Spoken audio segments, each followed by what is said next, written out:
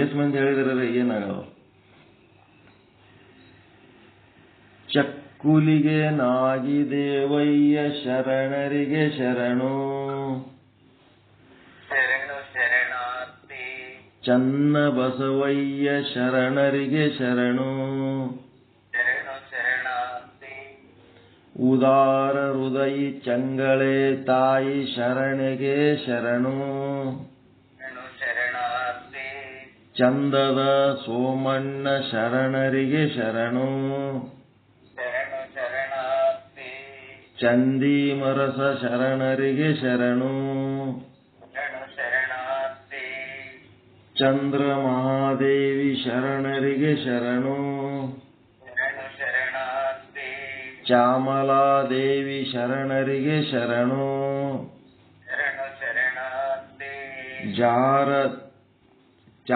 ಚಾರ ದೇವಯ್ಯ ಶರಣರಿಗೆ ಶರಣು,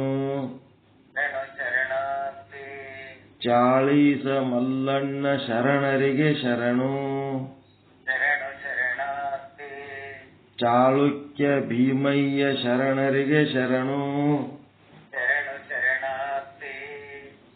ಚಾಳುಕ್ಯ ಭೋಗಯ್ಯ ಶರಣರಿಗೆ ಶರಣು, ಚಾಕಿದೇವಯ್ಯ ಶರಣರಿಗೆ ಶರಣು, ಚಾಂಗು ಬೊಲ್ಲಯ್ಯ ಶರಣರಿಗೆ ಶರಣು, ಚಿಕ್ಕಣಾರಾಧ್ಯ ಶರಣರಿಗೆ ಶರಣು, ಚಿಕ್ಕ ಬಸವಯ್ಯ ಶರಣರಿಗೆ ಶರಣು, ಚಿಕ್ಕ ಮಾದಣ್ಣ ಶರಣರಿಗೆ ಶರಣು, ಚಿಕ್ಕ ರಾಚ ಮಲ್ಲಯ್ಯ ಶರಣರಿಗೆ ಶರಣು, ಚಿಕ್ಕ ಸೋಮದೇವಯ್ಯ ಶರಣರಿಗೆ ಶರಣು, ಚಿತ್ರದ ಸಂಗಯ್ಯ ಶರಣರಿಗೆ ಶರಣು, ಚಿಪ್ಪನು ನೂತನಪ್ಪಯ್ಯ ಶರಣರಿಗೆ ಶರಣು, ಚಿಮ್ಮುಲಿಗೆಯ ಚಂದಯ್ಯ ಶರಣರಿಗೆ ಶರಣು, ಚಿಂಕರ ಮಾಗಿದೇವ ಶರಣರಿಗೆ ಶರಣು, ಚಿತ್ತೆ ದೇವಯ್ಯ ಶರಣರಿಗೆ ಶರಣು, ಚನ್ನ ಬಸವಾಂಕ ಶರಣರಿಗೆ ಶರಣು, ಚನ್ನಯ್ಯ ಶರಣರಿಗೆ ಶರಣು, ಚೀಟಲ ನೇಮಯ್ಯ ಶರಣರಿಗೆ ಶರಣು, ಚೋಳಯ್ಯ ಶರಣರಿಗೆ ಶರಣು, ಚೋಳವ್ಯ ಶರಣರಿಗೆ ಶರಣು, ಸದಾಚಾರದ ಚೋಳಿಯಕ್ಕ ಶರಣರಿಗೆ ಶರಣೆಗೆ ಶರಣು, ಪರಮ ಪ್ರಸಾದಿ ಡೋಹರ ಕಕ್ಕಯ್ಯ ಶರಣರಿಗೆ ಶರಣು, ಡಂಕಣಿ ಕೋಟೆಯ ನೂರೊಂದಯ್ಯ ಶರಣರಿಗೆ ಶರಣು, ಧಕ್ಕೆಯ ಬೊಮ್ಮಣ್ಣ ಶರಣರಿಗೆ ಶರಣು, ಧಕ್ಕೆಯ ಮಾರಯ್ಯ ಶರಣರಿಗೆ ಶರಣು, ಧವಳೇಶ್ವರ ರಾಮಯ್ಯ ಶರಣರಿಗೆ ಶರಣು, ತಳವಾರ ಕಾಮಿ ದೇವಯ್ಯ ಶರಣರಿಗೆ ಶರಣು, ತರನಳ್ಳಿ ಬಾಚರಸ ಶರಣರಿಗೆ ಶರಣು, ತುರುಗಾಯಿ ರಾಮಣ್ಣ ಶರಣರಿಗೆ ಶರಣು, ತಂಗಟೂರು ಮಾರಯ್ಯ ಶರಣರಿಗೆ ಶರಣು, ತಂಡೇಶ ಮಾರಯ್ಯ ಶರಣರಿಗೆ ಶರಣು, ಕಾಲಕನ್ಯ ಕಾಯಕದ ಶರಣರಿಗೆ ಶರಣು, ತಾಳಿಕೋಟೆಯ ಶಿವದೇವಯ್ಯ ಶರಣರಿಗೆ ಶರಣು. ಶರಣು ಶರಣಾರ್ಥಿ. ತಿಪ್ಪಯ್ಯ ಶರಣರಿಗೆ ಶರಣು. ಶರಣು ಶರಣಾರ್ಥಿ. ತೆಲುಗು ಜೊಮ್ಮಯ್ಯ ಶರಣರಿಗೆ ಶರಣು. ಶರಣು ಶರಣಾರ್ಥಿ. ತೆಲುಗು ದೇಶ ಬೊಮ್ಮಯ್ಯ ಶರಣರಿಗೆ ಶರಣು. ಶರಣು ಶರಣಾರ್ಥಿ. ತೆಲುಗೇಶ್ವರ ಮಸಣಯ್ಯ ಶರಣರಿಗೆ ಶರಣು. ಶರಣು ಶರಣಾರ್ಥಿ. ಧರೀಪುರದ ಶಂಕರದೇವ ಶರಣರಿಗೆ ಶರಣು. ಶರಣು ಶರಣಾರ್ಥಿ. ದಶಗಣ ಸಿಂಗಿದೇವಯ್ಯ ಶರಣರಿಗೆ ಶರಣು. ಶರಣು ಶರಣಾರ್ಥಿ. ದಶಮುಖ ರಾಮ ತಂದೆ ಶರಣರಿಗೆ ಶರಣು. ಶರಣು ಶರಣಾರ್ಥಿ. ದಶರಯ್ಯ ಶರಣರಿಗೆ ಶರಣು. ಶರಣು ಶರಣಾರ್ಥಿ. ದಂಡಿ ಪ್ರಸನ್ನ ಬಸವಣ್ಣ ಶರಣರಿಗೆ ಶರಣು. ಶರಣು ಶರಣಾರ್ಥಿ. ದಾರಯ್ಯ ಶರಣರಿಗೆ ಶರಣು. ಶರಣು ಶರಣಾರ್ಥಿ. ದಾಸಿಕೇಶಯ್ಯ ಶರಣರಿಗೆ ಶರಣು. ಶರಣು ಶರಣಾರ್ಥಿ. ದಾಸೋಹದ ಸಂಕಣ್ಣ ಶರಣರಿಗೆ ಶರಣು. ಶರಣು ಶರಣಾರ್ಥಿ. ದಾಸೋಹದ ಸಂಗಣ್ಣ ಶರಣರಿಗೆ ಶರಣು. ಶರಣು ಶರಣಾರ್ಥಿ. ದಾಸೋಹರಾಯ ಶರಣರಿಗೆ ಶರಣು. ಶರಣು ಶರಣಾರ್ಥಿ. ದಿಗಂಬರ ಮುಕ್ತಿಮುನಿ ಶರಣರಿಗೆ ಶರಣು. ಶರಣು ಶರಣಾರ್ಥಿ. ದುರ್ಜಟಿ ಕೇಶ ಶರಣರಿಗೆ ಶರಣು. ಶರಣು ಶರಣಾರ್ಥಿ. ಜೇಡರ ದಾಸಿಮಯ್ಯ ಶರಣರಿಗೆ ಶರಣು. ಶರಣು ಶರಣಾರ್ಥಿ. ದೇವಣ್ಣ ಶರಣರಿಗೆ ಶರಣು. ಶರಣು ಶರಣಾರ್ಥಿ. ದೇವಯ್ಯ ಶರಣರಿಗೆ ಶರಣು. ಶರಣು ಶರಣಾರ್ಥಿ. ದೇವರ ಬಾಚಯ್ಯ ಶರಣರಿಗೆ ಶರಣು. ಶರಣು ಶರಣಾರ್ಥಿ. ದೇವರ ದಾಸಿಮಯ್ಯ ಶರಣರಿಗೆ ಶರಣು. ಶರಣು ಶರಣಾರ್ಥಿ.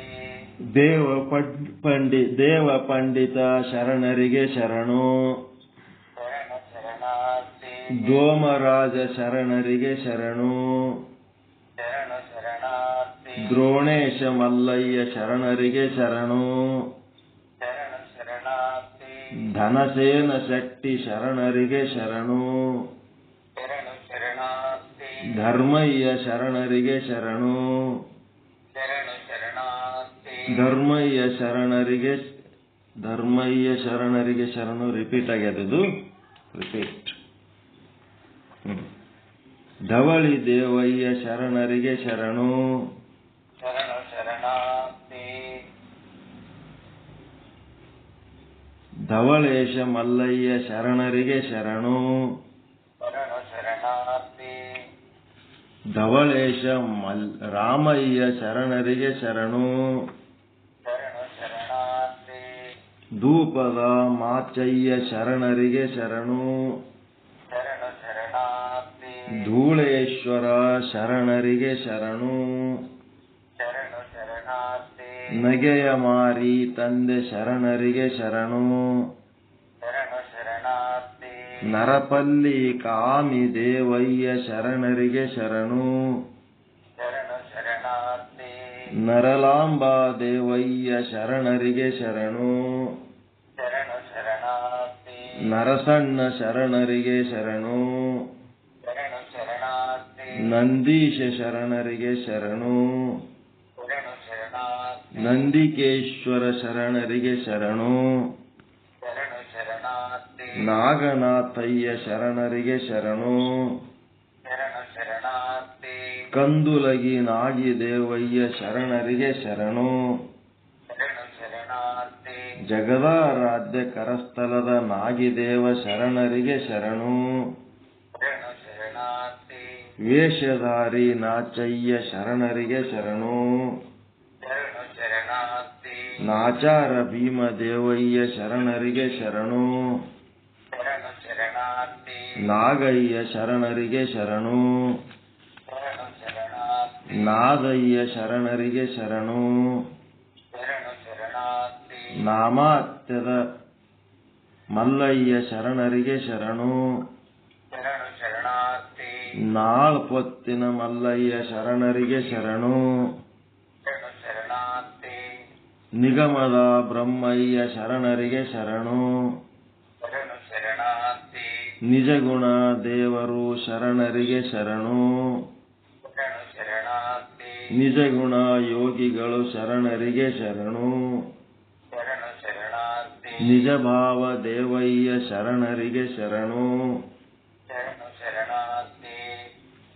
ನಿಜ ಭಾನುದೇವಯ್ಯ, ಭಾವದೇವಯ್ಯ ಅಲ್ಲ, ನಿಜ ಭಾನುದೇವಯ್ಯ ಶರಣರಿಗೆ ಶರಣು. ಆಮೇಲೆ ನಿಜ ಭಾವಯ್ಯ ಶರಣರಿಗೆ ಶರಣು. ಶರಣು ಶರಣಾರ್ಥಿ. ನಿಜಲಿಂಗ ಚಿಕ್ಕಯ್ಯ ಶರಣರಿಗೆ ಶರಣು. ಶರಣು ಶರಣಾರ್ಥಿ. ನಿಜ ವಿರಕ್ತ ನಿರ್ಲಜ್ಜ ಶಾಂತಿಮಯ್ಯ ಶರಣರಿಗೆ ಶರಣು. ಶರಣು ಶರಣಾರ್ಥಿ. ನಿಜ ಶರಣೆ ಕಾಮಲಾಬಾಯಿ ಶರಣಿಯಗೆ ಶರಣು. ಶರಣು ಶರಣಾರ್ಥಿ. ನಿಡುಬಾನಾತಿ ತಿಪ್ಪಯ್ಯ ಶರಣರಿಗೆ ಶರಣು. ಶರಣು ಶರಣಾರ್ಥಿ. ನಿತ್ಯ ನಿಯಮದ ಮಲ್ಲಯ್ಯ ಶರಣರಿಗೆ ಶರಣು. ಶರಣು ಶರಣಾರ್ಥಿ. ನಿತ್ಯ ನೇಮದ ಮೌಲಿ ದೇವಯ್ಯ ಶರಣರಿಗೆ ಶರಣು. ಶರಣು ಶರಣಾರ್ಥಿ. ನಿರ್ಧಾರಯ್ಯ ಶರಣರಿಗೆ ಶರಣು. ಶರಣು ಶರಣಾರ್ಥಿ. ನಿರಾಲಂಬ ದೇವ ಶರಣರಿಗೆ ಶರಣು. ಶರಣು ಶರಣಾರ್ಥಿ. ನಿರಂಜನ ದೇವ ಶರಣರಿಗೆ ಶರಣು. ಶರಣು ಶರಣಾರ್ಥಿ. ನಿರಾಳ ದೇವಯ್ಯ ಶರಣರಿಗೆ ಶರಣು. ಶರಣು ಶರಣಾರ್ಥಿ. ನಿರ್ವಾಣ ಸ್ವಾಮಿ ಶರಣರಿಗೆ ಶರಣು. ಶರಣು ಶರಣಾರ್ಥಿ. ನಿರ್ದತ್ತಿ ಸಂಗಯ್ಯ ಶರಣರಿಗೆ ಶರಣು. ಶರಣು ಶರಣಾರ್ಥಿ. ನಿವೃತ್ತ ಸಂಗಯ್ಯ ಶರಣರಿಗೆ ಶರಣು. ಶರಣು ಶರಣಾರ್ಥಿ. ನಿಂಗುಳಿಗೆ ವೈಕ ಜಕ್ಕವ್ಯ, ನಿಂಗುಳಿಗೆ ವೈಕ ಜಕ್ಕವ್ಯ ಶರಣೆಗೆ ಶರಣು. ಶರಣು ಶರಣಾರ್ಥಿ. ನಿಂದಿ ಶಾಂತಪ್ಪ ಶರಣರಿಗೆ ಶರಣು. ಶರಣು ಶರಣಾರ್ಥಿ. ನಿಂಡಿ ಸೋಮಯ್ಯ ಶರಣರಿಗೆ ಶರಣು. ಶರಣು ಶರಣಾರ್ಥಿ. ನಿಂಬವ್ಯ ಶರಣೆಗೆ ಶರಣು. ಶರಣು ಶರಣಾರ್ಥಿ. ನಿಂಬಾಳದ ಗಣೇಶ್ವರ ಶರಣರಿಗೆ ಶರಣು. ಶರಣು ಶರಣಾರ್ಥಿ. ಜಂಗಮ ದಾಸೋಹಿ ನಿಂಬೆಯಕ್ಕ ಶರಣೆಗೆ ಶರಣು. ಶರಣು ಶರಣಾರ್ಥಿ. ನೀಲಮ್ಮ ಶರಣೆಗೆ ನೀಲಮ್ಮ ಶರಣಗೆ ಶರಣರಿಗೆ ಶರಣು ಅಂತ. ನೀಲಮ್ಮ ಶರಣೆಗೆ ಶರಣರಿಗೆ ಶರಣು.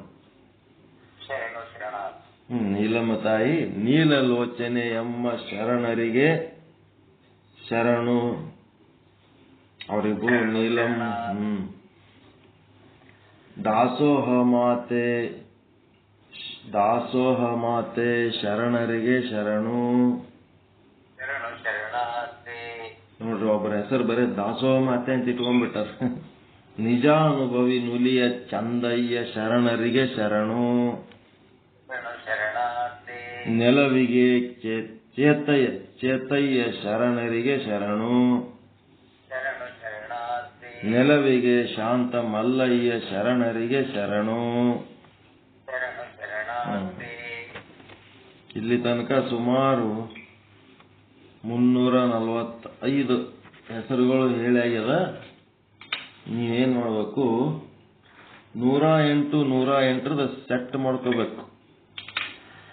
108 ಸೆಟ್ ಮಾಡಿ ಒಂದೊಂದು ಶರಣರ ಅಷ್ಟೋತ್ತರಗಳು 7 ಅಷ್ಟೋತ್ತರಗಳು ಮಾಡ್ಕೋಬೇಕಿದ್ರಾಗ ಮಾಡ್ಕೊಂಡು ದಿನ ಒಬ್ಬೊಬ್ಬರು ಒಂದು ಅಷ್ಟೋತ್ತರ ಹೇಳ್ಬೇಕು. ಪ್ರತಿನಿತ್ಯ ಶರಣರನ್ನ ನೆನೆಸ್ಬೇಕು.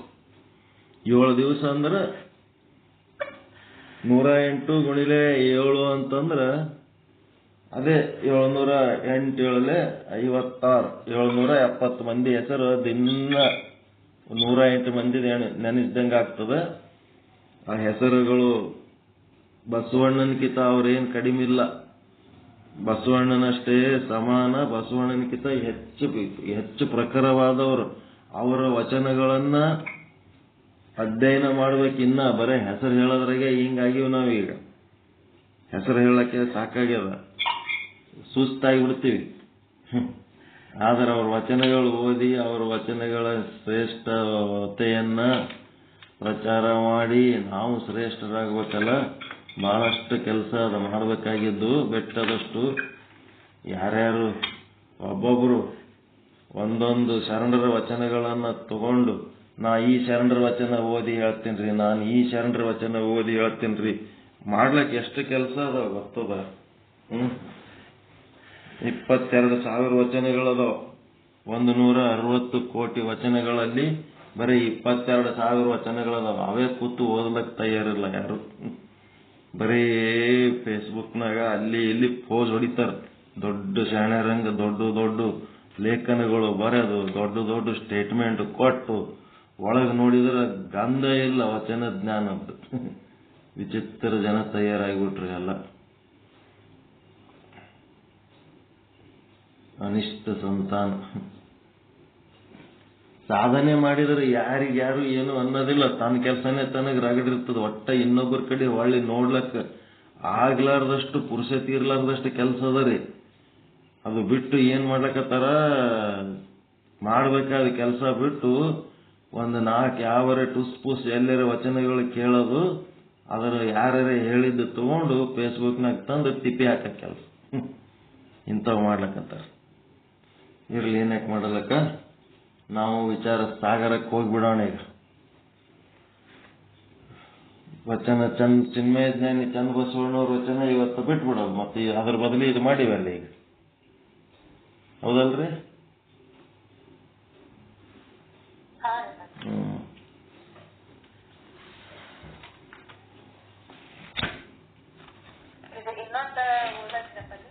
ಏನ್ರಿ? ಅಜ್ಞಾನಿ ಅಲ್ಲವೇ ನೀನು ಜೀವನ ಎರಡನೇ ನುಡಿಗಳು.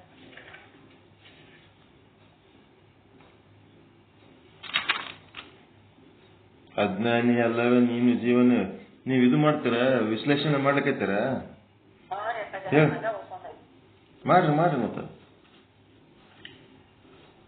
ಓಂ ಸದ್ಗುರು ಶ್ರೀ ಶುದ್ಧ ಬ್ರಹ್ಮಣೇ ನಮಃ. ಶ್ರೀಮನ್ ನಿಜಗುಣ ಶಿವಗಳ ಕೈವಲ್ಯ ಪದ್ಧತಿಯ ಜೀವ ಸಂಬೋಧನಾ ಸ್ಥಳದ 6ನೇ ಪದ್ಯದ ಅಜ್ಞಾನಿ ಅಲ್ಲವೇ ನೀನು ಜೀವನೇ ಸುಜ್ಞಾನಿಯನ್ನು ನುಡಿವರೆ ಬಲ್ಲವರು. ಈ 1ನೇ ನುಡಿಯ ವಿವರಣೆಯನ್ನ ಹಿಂದಿನ ಅವಧಿಯಲ್ಲಿ ನೋಡಿರಿ. ಈಗ 2ನೇ ಒಂದು ನುಡಿಯ ವಿಶ್ಲೇಷಣೆಯನ್ನು ನೋಡೋಣ.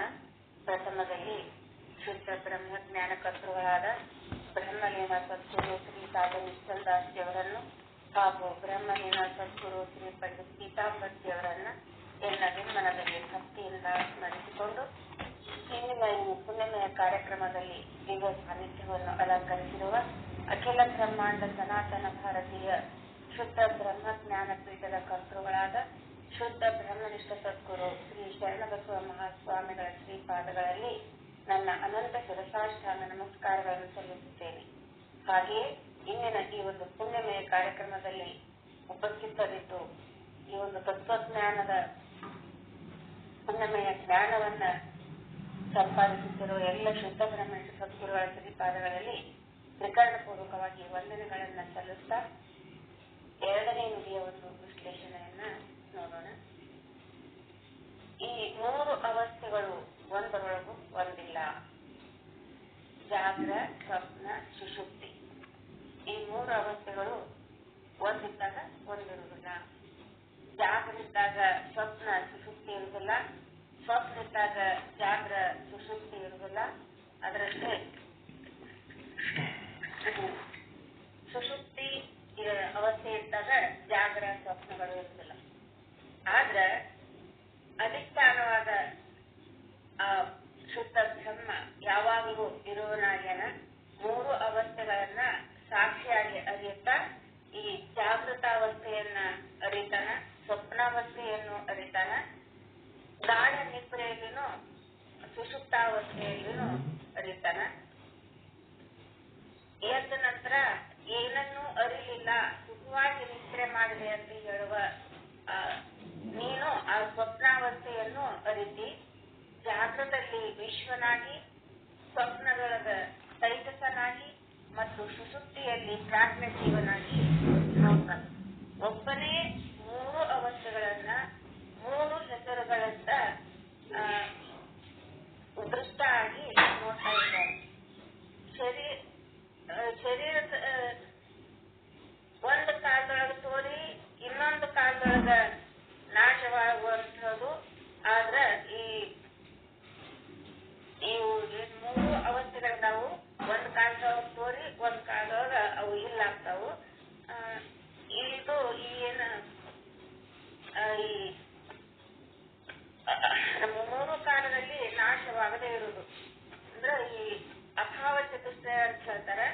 ಆ ಅಭಾವ ಚತುಷ್ಟಯ ರಹಿತನಾಗಿ ಆ ಪರಬ್ರಹ್ಮ ವಸ್ತು ಐತಿ. ಅದು ಪ್ರಾಗ್ಭಾವ, ಪ್ರಶಂಸಾಭಾವ, ಅನ್ಯೋನ್ಯ ಭಾವ ಮತ್ತು ಅತ್ಯಂತ ಅಭಾವ ರಹಿತನಾಗಿ ಆ ಒಂದು ವಸ್ತು ಪರಬ್ರಹ್ಮ ವಸ್ತು ಐತಿ. ಪ್ರಾಗ್ ಅಭಾವ ಅಂತಂದ್ರ ಈ ಒಂದು ಘಟ ತಯಾರಾಗೋದಕ್ಕಿಂತ ಮೊದ್ಲ ಅದು ಮಣ್ಣ ಇತ್ತು. ಇನ್ನ ಪ್ರಧ್ವಂಸಾಭಾವ ಅಂತಂದ್ರ ಘಟ ಒಡೆದು ಹೋದಾಗ್ಲೂ ಅಲ್ಲಿ ಮಣ್ಣ ಐತಿ. ಇನ್ನು ಅನ್ಯೋನ್ಯ ಅಭಾವ ಅಂತಂದ್ರ ಘಟ ಪಟ ಅಲ್ಲ, ಪಟ ಘಟ ಅಲ್ಲ.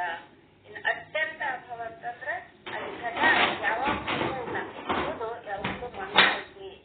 ಅದರಂತೆ ಈ ಬೇರೆ ಬೇರೆ ಆಕಾರ ಹೊಂದಿದ ಒಂದು ಡಿಸೈನ್ ಹೊಂದಿದ ಆಭರಣಗಳು ಕೂಡ ಅಲ್ಲಿ ಡಿಸೈನ್ ಬೇರೆ ಬೇರೆ ಇದ್ರೂ ಅಲ್ಲಿ ಇರುವುದು ಬಂಗಾರನ ಐತಿ. ಅನೇಕ ಆಭರಣವಾಗಿ ತೋರ್ತಾ ಐತಿ. ಅದರಂತೆ ಒಂದೇ ಬ್ರಹ್ಮವೇ ಈ ಜಗತ್ತಾಗಿ ತೋರ್ತಾ ಐತಿ. ಚೈತನ್ಯಾತ್ಮಕವಾಗಿದ್ದು ಜಡ ಶರೀರವನ್ನ ನಾನು ಅಂತ ಹೇಳಿ ಈ ಶರೀರದಿಂದಾಗುವ ಕರ್ತೃತ್ವ ಭೋಕ್ತೃತ್ವಗಳನ್ನ ನಾನೇ ಮಾಡ್ತೀನಿ.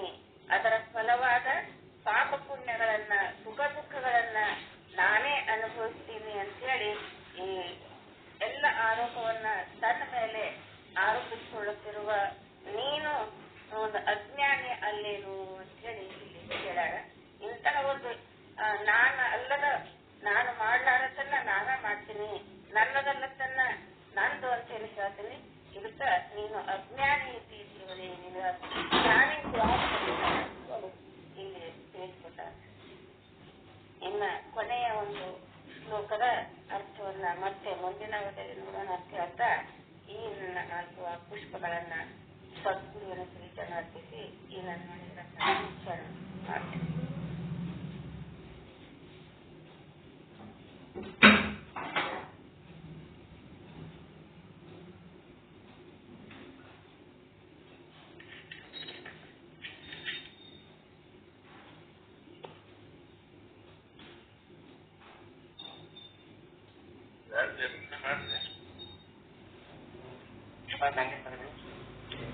ಇಲ್ಲಿವರೆಗೂ ಮಧ್ಯಾಹ್ನ ಅವರು ನನ್ನ ಗುರುಗಳು ಅಜ್ಞಾನಿಯಲ್ಲವೇ ಜೀವನ ನೀವು ಅಜ್ಞಾನ ಅಂತಕ್ಕಂಥ ವಚನದಲ್ಲಿ ಒಂದು ನಿಜವಂತ ಒಂದು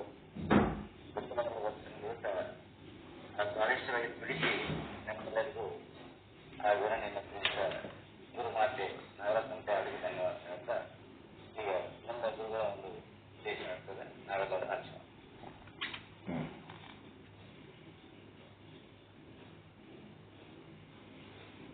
ಓಂ ಸದ್ಗುರು ಶ್ರೀ ಶುದ್ಧ ಬ್ರಹ್ಮಣೇ ನಮಃ.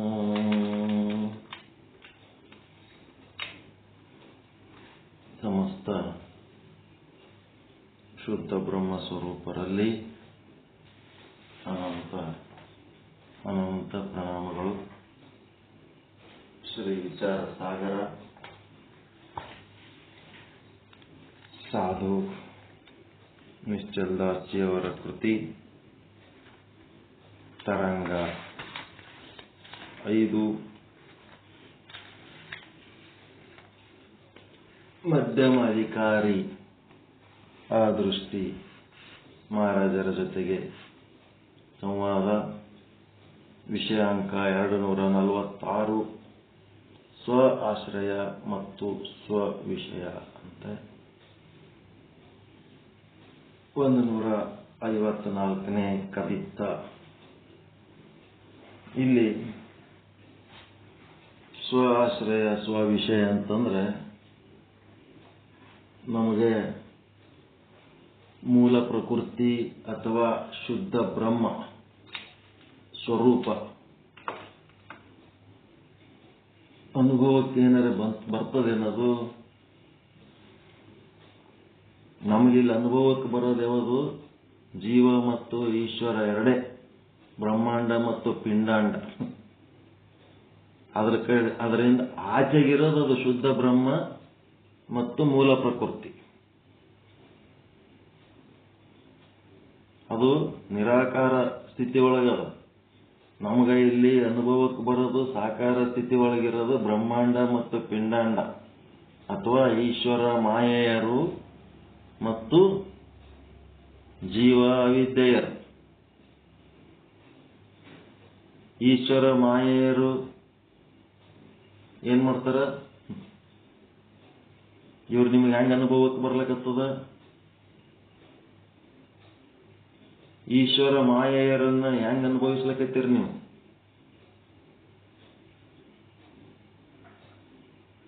ಬ್ರಹ್ಮಾಂಡದ ಸೃಷ್ಟಿ ಮಾಡದೆ ಅದನ್ನು ಪಾಲನೆ ಮಾಡ್ತಾರೆ. ಅಲ್ಲಿ ಈಶ್ವರ ಮಾಯೆಯರು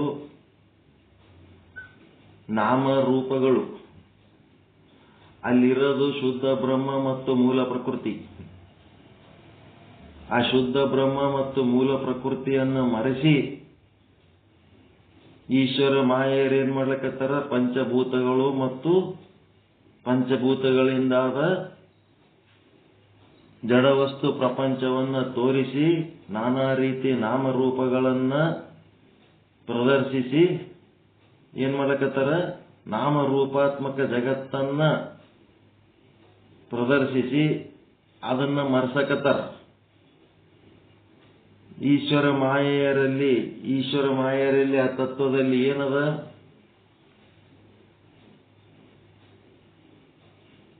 ಬ್ರಹ್ಮ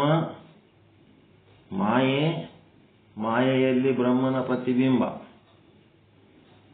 ಇಲ್ಲಿ ಅಜ್ಞಾನಕ್ಕೆ ಆಶ್ರಯ ಕೊಟ್ಟದ್ದು ಬ್ರಹ್ಮನ ಪ್ರತಿಬಿಂಬನೋ ಬ್ರಹ್ಮನೋ ಏನ್ ಮಾಯನೋ?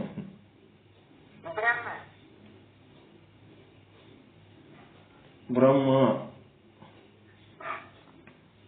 ಆ ಬ್ರಹ್ಮನ ಪ್ರತಿಬಿಂಬ ಈಶ್ವರ ಏನದಲ್ರಿ, ಆ ಪ್ರತಿಬಿಂಬದೊಳಗ ಮಾಯನೂ ಅದ ಬ್ರಹ್ಮನೂ ಅದ. ಎರಡೂ ಅದ ಇಲ್ಲದ್ರಾಗ? ಎರಡೂ ಅದ. ಜಡಚೇತನ ಎರಡೂ ಅದ. ಅದ್ರೊಳಗ ಆ ಚೇತನದ ಭಾಗದೊಳಗ ಅಜ್ಞಾನ ಆಶ್ರಯಿಸಿ ಆ ಬ್ರಹ್ಮನನ್ನೇ ಗುರುತಿಸಲಾರ್ದಂಗ ಮಾಡಿಬಿಡ್ತದ. ಇಲ್ಲಿ ಜೀವ ಅಂತ ಏನದಲ್ಲ, ಇಲ್ಲಿ ಕೂಟಸ್ಥ ಮತ್ತು ಅವಿದ್ಯೆ. ಈ ಜೀವನಲ್ಲಿ ಎರಡು ಭಾಗ, ಕೂಟಸ್ಥ ಚೇತನ ಅನ್ನೋದು ಅವಿದ್ಯಾ ಭಾಗ ಅನ್ನೋದು ಎರಡು ಅದಾವ. ಆಭಾಸನೊಳಗೆ ಎರಡು ಅದಾವಲ್ರಿ ಜೀವನೊಳಗ ಒಂದು ಕೂಟಸ್ಥನ ಭಾಗ ಅನ್ನೋದು, ಒಂದು ಅವಿದ್ಯೆನೂ ಅದು. ಆ ಆಭಾಸನೊಳಗಿರುವಂತ ಚೇತನದ ಭಾಗ, ಕೂಟಸ್ಥನ ಒಂದು ಭಾಗ ಏನದಲ್ಲ, ಅದರೊಳಗೆ ಅಜ್ಞಾನ ಆಶ್ರಯ ತಗೊಂಡು ಆ ಕೂಟಸ್ಥನನ್ನೇ ಗುರುತಿಸಲಾರ್ದಂಗ ಮಾಡ್ತದೋ ಅಜ್ಞಾನದ ಕೆಲಸ. ಜೀವನಲ್ಲಿ ಏನ್ ಮಾಡ್ಯದ? ಕೂಟಸ್ಥನನ್ನು ಆಶ್ರಯಿಸಿ ಕೂಟಸ್ಥನನ್ನೇ ತಿಳಿಯಗೊಡದಂತೆ ಮಾಡಿದೆ ಅಜ್ಞಾನ. ಈಶ್ವರನಲ್ಲಿ ಬ್ರಹ್ಮನನ್ನು ಆಶ್ರಯಿಸಿ ಬ್ರಹ್ಮನನ್ನೇ ತಿಳಿಯಗೊಡದಂತೆ ಮಾಡಿದೆ ಅಜ್ಞಾನ. ಅದಕ್ಕೆ ಸ್ವ ಆಶ್ರಯ ಅಂತಂದ್ರೆ ಬ್ರಹ್ಮ ಮತ್ತು ಕೂಟಸ್ಥ ಏನದರಲ್ಲ ಬ್ರಹ್ಮಾಂಡ ಪಿಂಡಾಂಡಗಳಲ್ಲಿ ಅವರೇ ಆ ಅಜ್ಞಾನಕ್ಕೆ ಆಶ್ರಯ ಕೊಟ್ಟಾರ. ಮತ್ತ ಆ ಕೂಟಸ್ಥ ಮತ್ತು ಬ್ರಹ್ಮರು ಏನು ತಾವೇ ಆ ಅಜ್ಞಾನದಿಂದ ಆವರಣಗೊಂಡು ತಿಳಿಲಾರ್ದಂಗಾಗ್ಯಾರ. ಸ್ವ ಆಶ್ರಯ ಸ್ವವಿಷಯ, ಈ ರೀತಿ ಆದಂತ ಒಂದು ಸ್ಥಿತಿ ಇದು. ಸೂರ್ಯ ಮೋಡಕ್ಕ ಆಶ್ರಯ ಕೊಟ್ಟನು. ಆಶ್ರಯ ಕೊಟ್ಟು ಏನಾಗ್ಯಾನ, ಸೂರ್ಯನೇ ಕಾಣ್ಲಾರ್ದಂಗಾಗ್ಯಾನ. ಮೋಡಗಳೆಲ್ಲ ಸೂರ್ಯನ ಮುಂದೆ ಬಂದು ಆಡಿ ನಿಂತರ ಹಗಲತ್ತೆ ಕತ್ತಲಾಗಿಬಿಡ್ತು. ಮತ್ತದ ಮೋಡಗಳಿಗೆ ಆಶ್ರಯ ಯಾರು ಕೊಟ್ಟಾರ? ಸೂರ್ಯನೇ ಕೊಟ್ಟಾನ. ಸೂರ್ಯನಿಂದಲೇ ಎಲ್ಲ ಪಂಚಭೂತಗಳಾಗ್ಯಾವ ಅಂತ ಹೇಳ್ತಾರ. ಸೂರ್ಯವಾದ್ನಂತಂದ್ರೆ ಆ ಪಂಚಭೂತಗಳು ಯಾವ ಇರಂಗಿಲ್ಲ ಕಲಾಸ್. ಹಂಗ ಆಶ್ರಯ ಕೊಟ್ಟು ತಾನೇ ವಿಷಯ ಆಗಿ ತಾನೇ ಗುರುತಿಸ್ಲಾರ್ದಂಗ ಆಗ್ಯಾನ ಅನ್ನೋದು ನಿಮ್ಗ ಈಗ ನಿರ್ಧಾರ ಆಗ್ಯದ, ಪಕ್ಕಾ ನಿರ್ಧಾರ ಆಗ್ಯದ. ಏನಾರೇ ಡೌಟ್ ಅದ? ಅಜ್ಞಾನಕ್ಕ ಆಶ್ರಯ. ನಮ್ಮದು ಮೂಲ ಸ್ವರೂಪ ಕೂಟಸ್ಥ ಅಥವಾ ಶುದ್ಧ ಬ್ರಹ್ಮ ಅಥವಾ ಬ್ರಹ್ಮ, ಏನಾರೇ ಅನ್ಕೊಳ್ರಿ. ಬ್ರಹ್ಮಾಂಡದ ವಿಷಯ ಬಂದಾಗ ನೀವೇ ಬ್ರಹ್ಮ, ಪಿಂಡಾಂಡದ ವಿಷಯ ಬಂದಾಗ ನೀವೇ ಕೂಟಸ್ಥ. ಬ್ರಹ್ಮಾಂಡ ಪಿಂಡಾಂಡ ಎರಡೂ ಪ್ರಳಯ ಆಗಿ ಹೋಯ್ತು ಅಂತಂದ್ರೆ ನೀವೇ ಶುದ್ಧ ಬ್ರಹ್ಮ. ನೀವೇ, ನಿಮ್ಮ ಸ್ವರೂಪನೇ, ನೀವೇ ಶುದ್ಧ ಬ್ರಹ್ಮ. ನಿಮ್ಮಲ್ಲಿನೇ ಮೂಲ ಪ್ರಕೃತಿ ಅಂತ ಆದ ನೀವೇ ಬ್ರಹ್ಮಾಂಡದ ಲೀಲೆ ಮಾಡೋದಕ್ಕಂತೇಳಿ ಬಂದು ಈಶ್ವರ ಮಾಯೆಯರಾಗಿರಿ. ನೀವೇ ಪಿಂಡಾಂಡದ ಲೀಲೆ ಮಾಡುವುದಕ್ಕಂತೇಳಿ ಬಂದು ಏನಾಗಿರಿ? ಆಭಾಸ ಮತ್ತು ಕೂಟಸ್ಥರಾಗಿರಿ. ನೀವೇ ಆದವರು ಮತ್ತು ಅಜ್ಞಾನಕ್ಕೆ ಆಶ್ರಯ ಕೊಟ್ಟವರು ನೀವೇ. ಅದರ್ಲಿಂತ ತಿಳಿಯಗೊಡಲಾರದಂಗ, ಅರಿವಿಗೆ ಬರಲಾರದಂಗ ಮುಚ್ಕೊಂಡು ಹೋದವರು ನೀವೇ. ನೀವೇ ಆಶ್ರಯ ಕೊಟ್ಟಿರಿ, ನೀವೇ ಅದರಿಂದ ಮುಚ್ಕೊಂಡು ಹೋಗ್ಬಿಟ್ಟಿರಿ. ಹೆಂಗದ?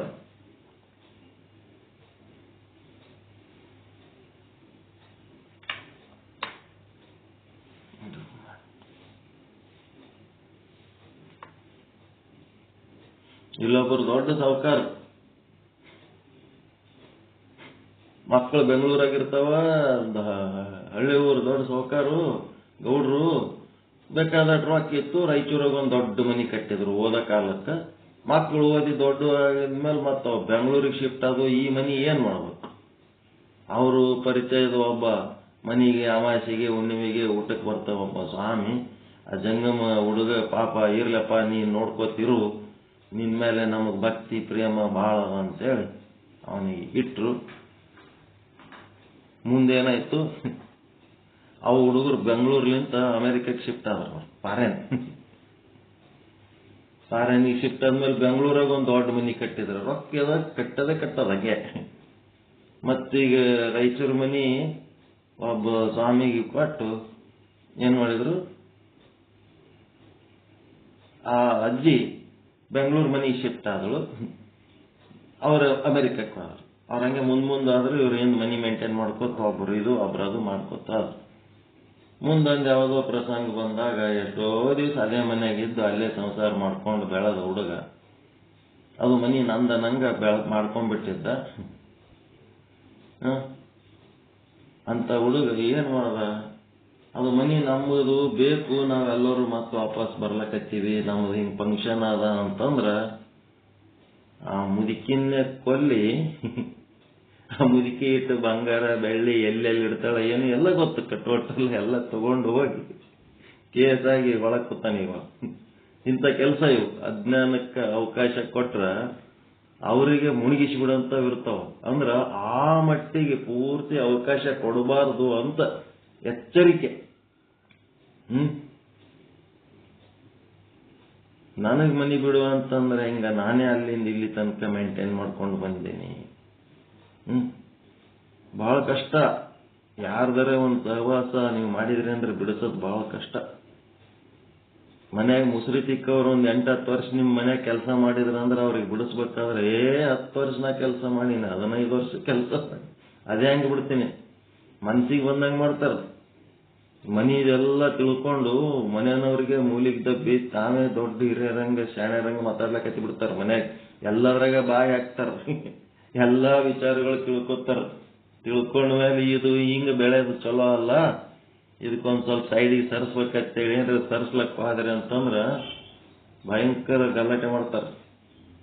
ಅದಕ್ಕೆ ಯಾವುದಕ್ಕರೆ ಆಶ್ರಯ ಕೊಡ್ಬೇಕಾದ್ರೆ ಮೊದಲು ಬಹಳ ಹುಷಾರಾಗಿ ಆಶ್ರಯ ಕೊಡ್ಬೇಕು. ನಿಮ್ಮನ್ನು ಮುಳುಗಿಸಂತ ಯಾರು ತಂದು ಹಚ್ಚಾರ ಅಂದ್ರೆ ತಾನೇ ತಂದು ಹಚ್ಕೊಂಡಿರ್ತಾನ, ತಾನೇ ಮುಳುಗಿ ಹೋಗ್ಬಿಟ್ಟಿರ್ತಾನ ಅದ್ರೊಳಗೆ, ಬೇರೆ ಯಾರ್ದು ಕೈವಾಡಿರೋದು. ಅದಕ್ಕೆ ಸ್ವ ಆಶ್ರಯ ಸ್ವವಿಷಯ. ಸ್ವವಿಷಯ ಅಂತಂದ್ರ ತಾನೇ ಅದ್ರಾಗ ಮುಳುಗಿ ತಾನೇ ನಾಶ ಆಗಿ ಹೋಗ್ಲಾರ್ದಂಗ ಹುಷಾರಾಗಿರ್ಬೇಕು ಅಂತ ಇದು ಪಾಠದ ಸಂದೇಶ.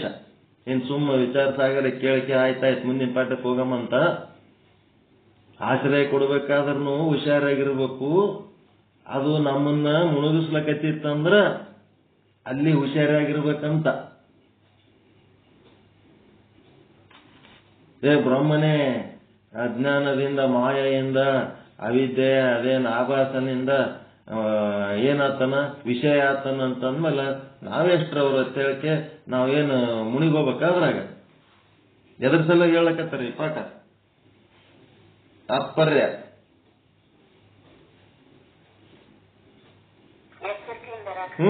ಅಜ್ಞಾನ, ಅವಿವೇಕತನ, ಚಂಚಲತೆ, ಮಲೀನತೆ ಏನೇನದವಲ್ಲ.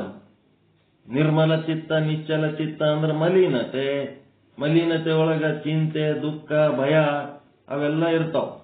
ಮತ್ತೆ ಚಂಚಲತೆ, ಅವಿವೇಕತನ, ಅಜ್ಞಾನ, ಮತ್ತೆ ಮನಸ್ಸಿಗೆ ಬಂದಂಗಿರೋದು, ಏನ್ ಬೇಕಾದ್ರೆ ಮಾಡೋದು, ಅಸಮಾಧಾನ, ಇದ್ರದೆಲ್ಲ ಉಲ್ಟಾ ತೆಗಿಬೇಕು ಲೀಸ್ಟ್. ನೀವು ಬರೇ ನಿರ್ಮಲ ಚಿತ್ತ ನಿಶ್ಚಲ ಚಿತ್ತ ಅನ್ಕೋತ ಕೂತ್ರಲ್ಲ, ಇವಕ್ಕೆಲ್ಲ ನೀವು ಏನೇನ್ ತೆಗಿಬೇಕು, ಒಂದ್ ಸೈಡ್ ಪಾಸಿಟಿವ್ ಸೈಡ್ ಅಷ್ಟೇ ನೋಡಿರಿ. ಈಗ ಅದ್ರ ನೆಗೆಟಿವ್ ಸೈಡ್ ಅದು ಲೀಸ್ಟ್ ಮಾಡಬೇಕು. ಏನು ನಿಷ್ಕಾಮ ಕರ್ಮ, ಅದರ ರೈಟ್ ಸೈಡ್ ಏನ್ ಬರಿಬೇಕು, ಸಕಾಮ ಕರ್ಮ. ಅದರಿಂದ ನಿರ್ಮಲ ಚಿತ್ತ, ಈ ಕಡೆ ಏನದ ಮಲಿನ ಚಿತ್ತ. ನಿಷ್ಕಾಮ ಉಪಾಸನೆ, ಈ ಸೈಡ್ ಏನದ ಸಕಾಮ ಉಪಾಸನೆ. ಮತ್ತ ನಿಶ್ಚಲ ಚಿತ್ತ ರೈಟ್ ಸೈಡ್, ಲೆಫ್ಟ್ ಸೈಡ್ ನಿಶ್ಚಲ ಚಿತ್ತ ಇದ್ದದ್ದು, ಚಂಚಲ ಚಿತ್ತ. ಪಟ್ಟಿ ಮಾಡ್ಕೋಬೇಕಪ್ಪ ಕೆಳಗೆ ಹಿಂಗೆ ಒಂದ್ ಸೈಡ್ 2 ಭಾಗ ಮಾಡ್ಕೋಬೇಕೀಗ. ಆಮೇಲೆ ಈ ಕಡೆ ವಿವೇಕ, ಆ ಕಡೆ ಅವಿವೇಕ. ಈ ಕಡೆ ವಿರಾಗ, ಆ ಕಡೆ ಏನ್ ಬರೀತೀರಿ, ರಾಗ. ವಿರಾಗ ಇದು ಜ್ಞಾನದ್ದು, ಅಜ್ಞಾನದ್ದು ರಾಗ. ಮತ್ತೆ ಈ ಕಡೆ ಶಮ ಅಂತಂದ್ರೆ ಮನೋನಿಗ್ರಹ, ಆ ಕಡೆ ಸ್ವೇಚ್ಛಾಚಾರ, ಮನಸ್ಸಿಗೆ ಬಂದಂಗೆ ಮಾಡೋದು. ಮನೋನಿಗ್ರಹ ಶಮ, ಆ ಕಡೆ ಮಾಡೋದು ಸ್ವೇಚ್ಛಾಚಾರ, ತನ್ನ ವಿಚಾರದಂಗೆ ಮಾಡೋದು. ಮತ್ತೆ ಈ ಕಡೆ ದಮ ಅಂತಂದ್ರೆ ಇಂದ್ರಿಯ ನಿಗ್ರಹ, ಆ ಕಡೆ ವಿಷಯ ಚಪಲ. ಹೌದಾ ಇಲ್ಲ? ದಮ ವಿಷಯ ಚಪಲ, ಮತ್ತೆ ದುರಾಚಾರ, ಮತ್ತೇನ್ ಮಾಡ್ತೀರಿ, ಶಮ ದಮ. ಶ್ರದ್ಧಾ ಈ ಕಡೆ, ಆ ಕಡೆ ಶ್ರದ್ಧಾ ಅಪೋಸಿಟ್ ಏನು, ಸಂಶಯ, ಡೌಟ್. ನಂಬಿಕೆ, ಆಳವಾದ ನಂಬಿಕೆನೇ ಶ್ರದ್ಧೆ. ಆ ನಂಬಿಕೆನೇ ಇಲ್ಲ, ಸಂಶಯ ಇಟ್ಕೊಂಡಿದ್ರಂತಂದ್ರೆ ಆಗಲ್ಲ. ಸಂಶಯ. ಸಮಾಧಾನ, ಈ ಕಡೆ ಸಮಾಧಾನ, ಆ ಕಡೆ ದುಃಖ ತಳಮಳ ಚಿಂತೆ. ಮತ್ತೆ ಈ ಕಡೆ ಉಪರತಿ ಉಪರಾಮ, ಆ ಕಡೆ ಅನುಪರತಿ ಅನುಪರಾಮ. ಎಲ್ಲ ಸಾಧನೆ ಮಾಡಿ ಶಾಣೆ ಅನಿಸ್ಕೊಂಡು ಕಡೆಗೆ ಬಹುದು ಶಾಣೆ ಗೂಕಾಯ, ಲಾಸ್ಟಿಗೆ ಹೋಗಿ ಹೊಲಸ್ತೀನಂತಂದು ಬಹಳ ಶಾಣೆ ಅದಾನ ಅಂತೇಳಿ ಹಂಗಾಬಾರ್ದು. ಅದಕ್ಕೆ ಅನುಪರತಿ ಅನುಪರಾಮ. ಮತ್ತೆ ಈ ಕಡೆ ತಿತಿಕ್ಷೆ ಸಹನೆ, ಆ ಕಡೆ ಅಸಹನೆ, ಟಾಲರೇಷನ್ ಇರ್ಲಾರ್ದಂಥದ್ದು ಅಸಹನೆ. ಮತ್ತೇನಪ್ಪ, ಈ ಕಡೆ ಮುಮುಕ್ಷತ್ವ, ಈ ಕಡೆ ಮೋಕ್ಷ ಹೊಂದಬೇಕಂತ ಈ ಕಡೆ ಇರೋದು, ಆ ಕಡೆ ಏನದ ಲೌಕಿಕ ಬಂಧನ. ಬರೇ ಅವೇ ಲೌಕಿಕ ಪ್ರಾಪಂಚಿಕ ವಿಷಯ ವ್ಯಾಮೋಹ, ಲೌಕಿಕ ಬಂಧನ. ಆಮೇಲೆ ಮುಮುಕ್ಷತ್ವ ಆದ್ಮೇಲೆ ಮುಂದೆ ಶ್ರವಣ, ಮನನ, ನಿಧಿಧ್ಯಾಸನ. ಶ್ರವಣದ ಅಪೋಸಿಟ್ ಏನು? ಕುಂತು ಕೇಳೋದ್ರ ಬದಲಿ ಹಾಳು ಹರಟೆ. ಗುರುವಿನ ಬಳಿ ಕುಂತು ಕೇಳೋದು ಬಿಟ್ಟಿಗೆ ಎಲ್ಲರೂ ಹೋಗಿ ಏನಾರ ಹಾಳು ಹರಟೆ ಮಾಡ್ತೀವಲ್ಲ, ಇದ್ರ ಬದಲಿ ಒಂದಿಷ್ಟು ಶ್ರವಣ ಮಾಡ್ಬೇಕಪ್ಪ ಅಂತೇಳಿ ಬಿಟ್ಟು ಎದ್ದು ಬರ್ಬೇಕು. ಇದು ಬ್ಯಾಡ್ ಅನ್ನಿಸ್ತಂತಂದ್ರ ಮಾತಾಡೋದಂತೂ ಮಾತಾಡ್ತೀರಿ, 4 ಮಂದಿ ಕೂಡೋದಂತೂ ಕೂಡ್ತೀರಿ. ಎಂಥದ್ದು? ದುಷ್ಟರ ಸಂಘ, ಹಾಳು ಹರಟೆ. ಶ್ರವಣದ ಅಪೋಸಿಟ್ ಅದು. ಮನನ ಅಂತಂದ್ರೆ ಈ ಕಡೆ ತತ್ವಜ್ಞಾನದ ಮನನ. ಇದರ ಅಪೋಸಿಟ್ ಏನು? ಅನಿಷ್ಟ ಚಿಂತನೆಗಳು. ಅನಿಷ್ಟ ಚಿಂತನೆಗಳು.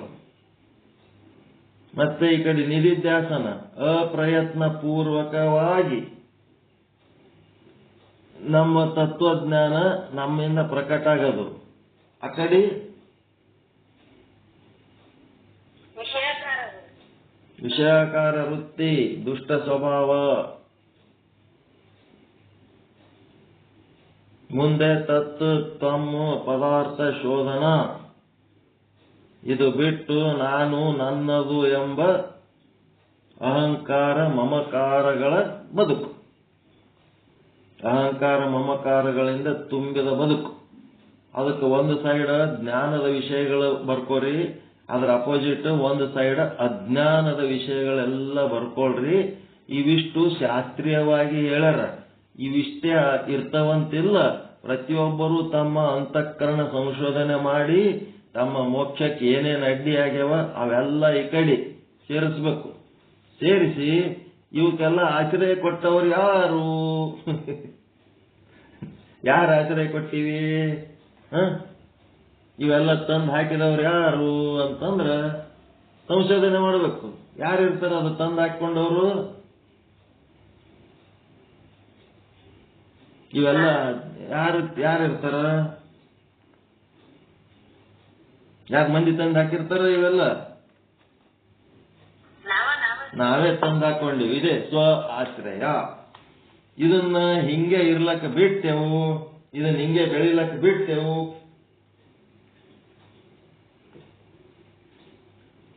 ಏನಾಗ್ತದ ಮುಂದೆ? ನಾವೇ ಅದ್ರಾಗ ಮುಣಿಗೆ ಹೋಗ್ಬಿಡ್ತೀವಿ. ಅದೇ ದೊಡ್ಡದಾಗ್ತದ, ನಾವೇ ನಾಶ ಮಾಡ್ಬಿಡ್ತೀವಿ. ನಮ್ಮನ್ನೇ ನಾಶ ಮಾಡ್ತದ, ಗುರುತು ಸಿಗ್ಲಾರ್ದಂಗೆ ಮಾಡಿಟ್ಟು ಬಿಡ್ತದ. ಸಣ್ಣ ಕೂಸು ಇದ್ದಾಗೆ ಅದಕ್ಕೆ ಸದ್ಗುಣ ಕಲಿಸಿದ್ರೆ ಏನಾಗ್ತದಪ್ಪ? ಸಣ್ಣ ಕೂಸಿದ್ದಾಗ ಒಂದು ಸದ್ಗುಣ ಕಲಿಸಿದ್ರೆ, ಸರಿಯಾದ ದಾರಿ ಒಳಗೆ ಹಿಡಿಸಿದ್ರೆ ಅದು ಮುಂದೆ ತಾನು ಸುರಕ್ಷಿತವಾಗಿರ್ತದೆ, ಸಮಾಜನೂ ಸುರಕ್ಷಿತವಾಗಿರ್ತದೆ. ಒಂದು ಕೂಸು ಸಣ್ಣದಿದ್ದಾಗ ಏನೋ ಒಂದು ಯಾರ ಮನೆಯಿಂದ ಹಿಡ್ಕೊಂಡು ಬಂತು ಅಂತಂದ್ರೆ ಬಹಳ ಚಲೋ ಮಾಡಿದೆ ಅಂತ ಅದಕ್ಕೆ ಏನಾರ ಶಬಾಷ ಅಂದ್ರೆ ಮರುದಿನ ಮತ್ತೆ ಇನ್ನ ಎಲ್ಲೆಲ್ಲಿದೋ ಹಿಡ್ಕೊಂಡ್ಬರ್ತ, ಎಲ್ಲೆಲ್ಲಿದೋ ಏನೇನೋ ಹಿಡ್ಕೊಂಡ್ ಬಂದ್ಬಿಡ್ತದೆ. ಅದಕ್ಕೆ ಅವಾಗೇ ನಾವು ಕಂಟ್ರೋಲ್ ಮಾಡಿ ಆ ಹುಡುಗರ ಕೈಲಿಂತ ಮತ್ತದು ನಮ್ಮದಲ್ಲ, ಅದು ಅವ್ರದ್ದು, ಅವ್ರಿಗೆ ವಾಪಸ್ ಕೊಟ್ಟು ಬಿಡ್ಬೇಕು ಅಂತೇಳಿ ಹಿಂಗೆಲ್ಲ ಚಲೋ ಗುಣ ಕಲಿಸಿದ್ರಿ ಅಂತಂದ್ರೆ ಏನಾಗ್ಬಿಡ್ತದ?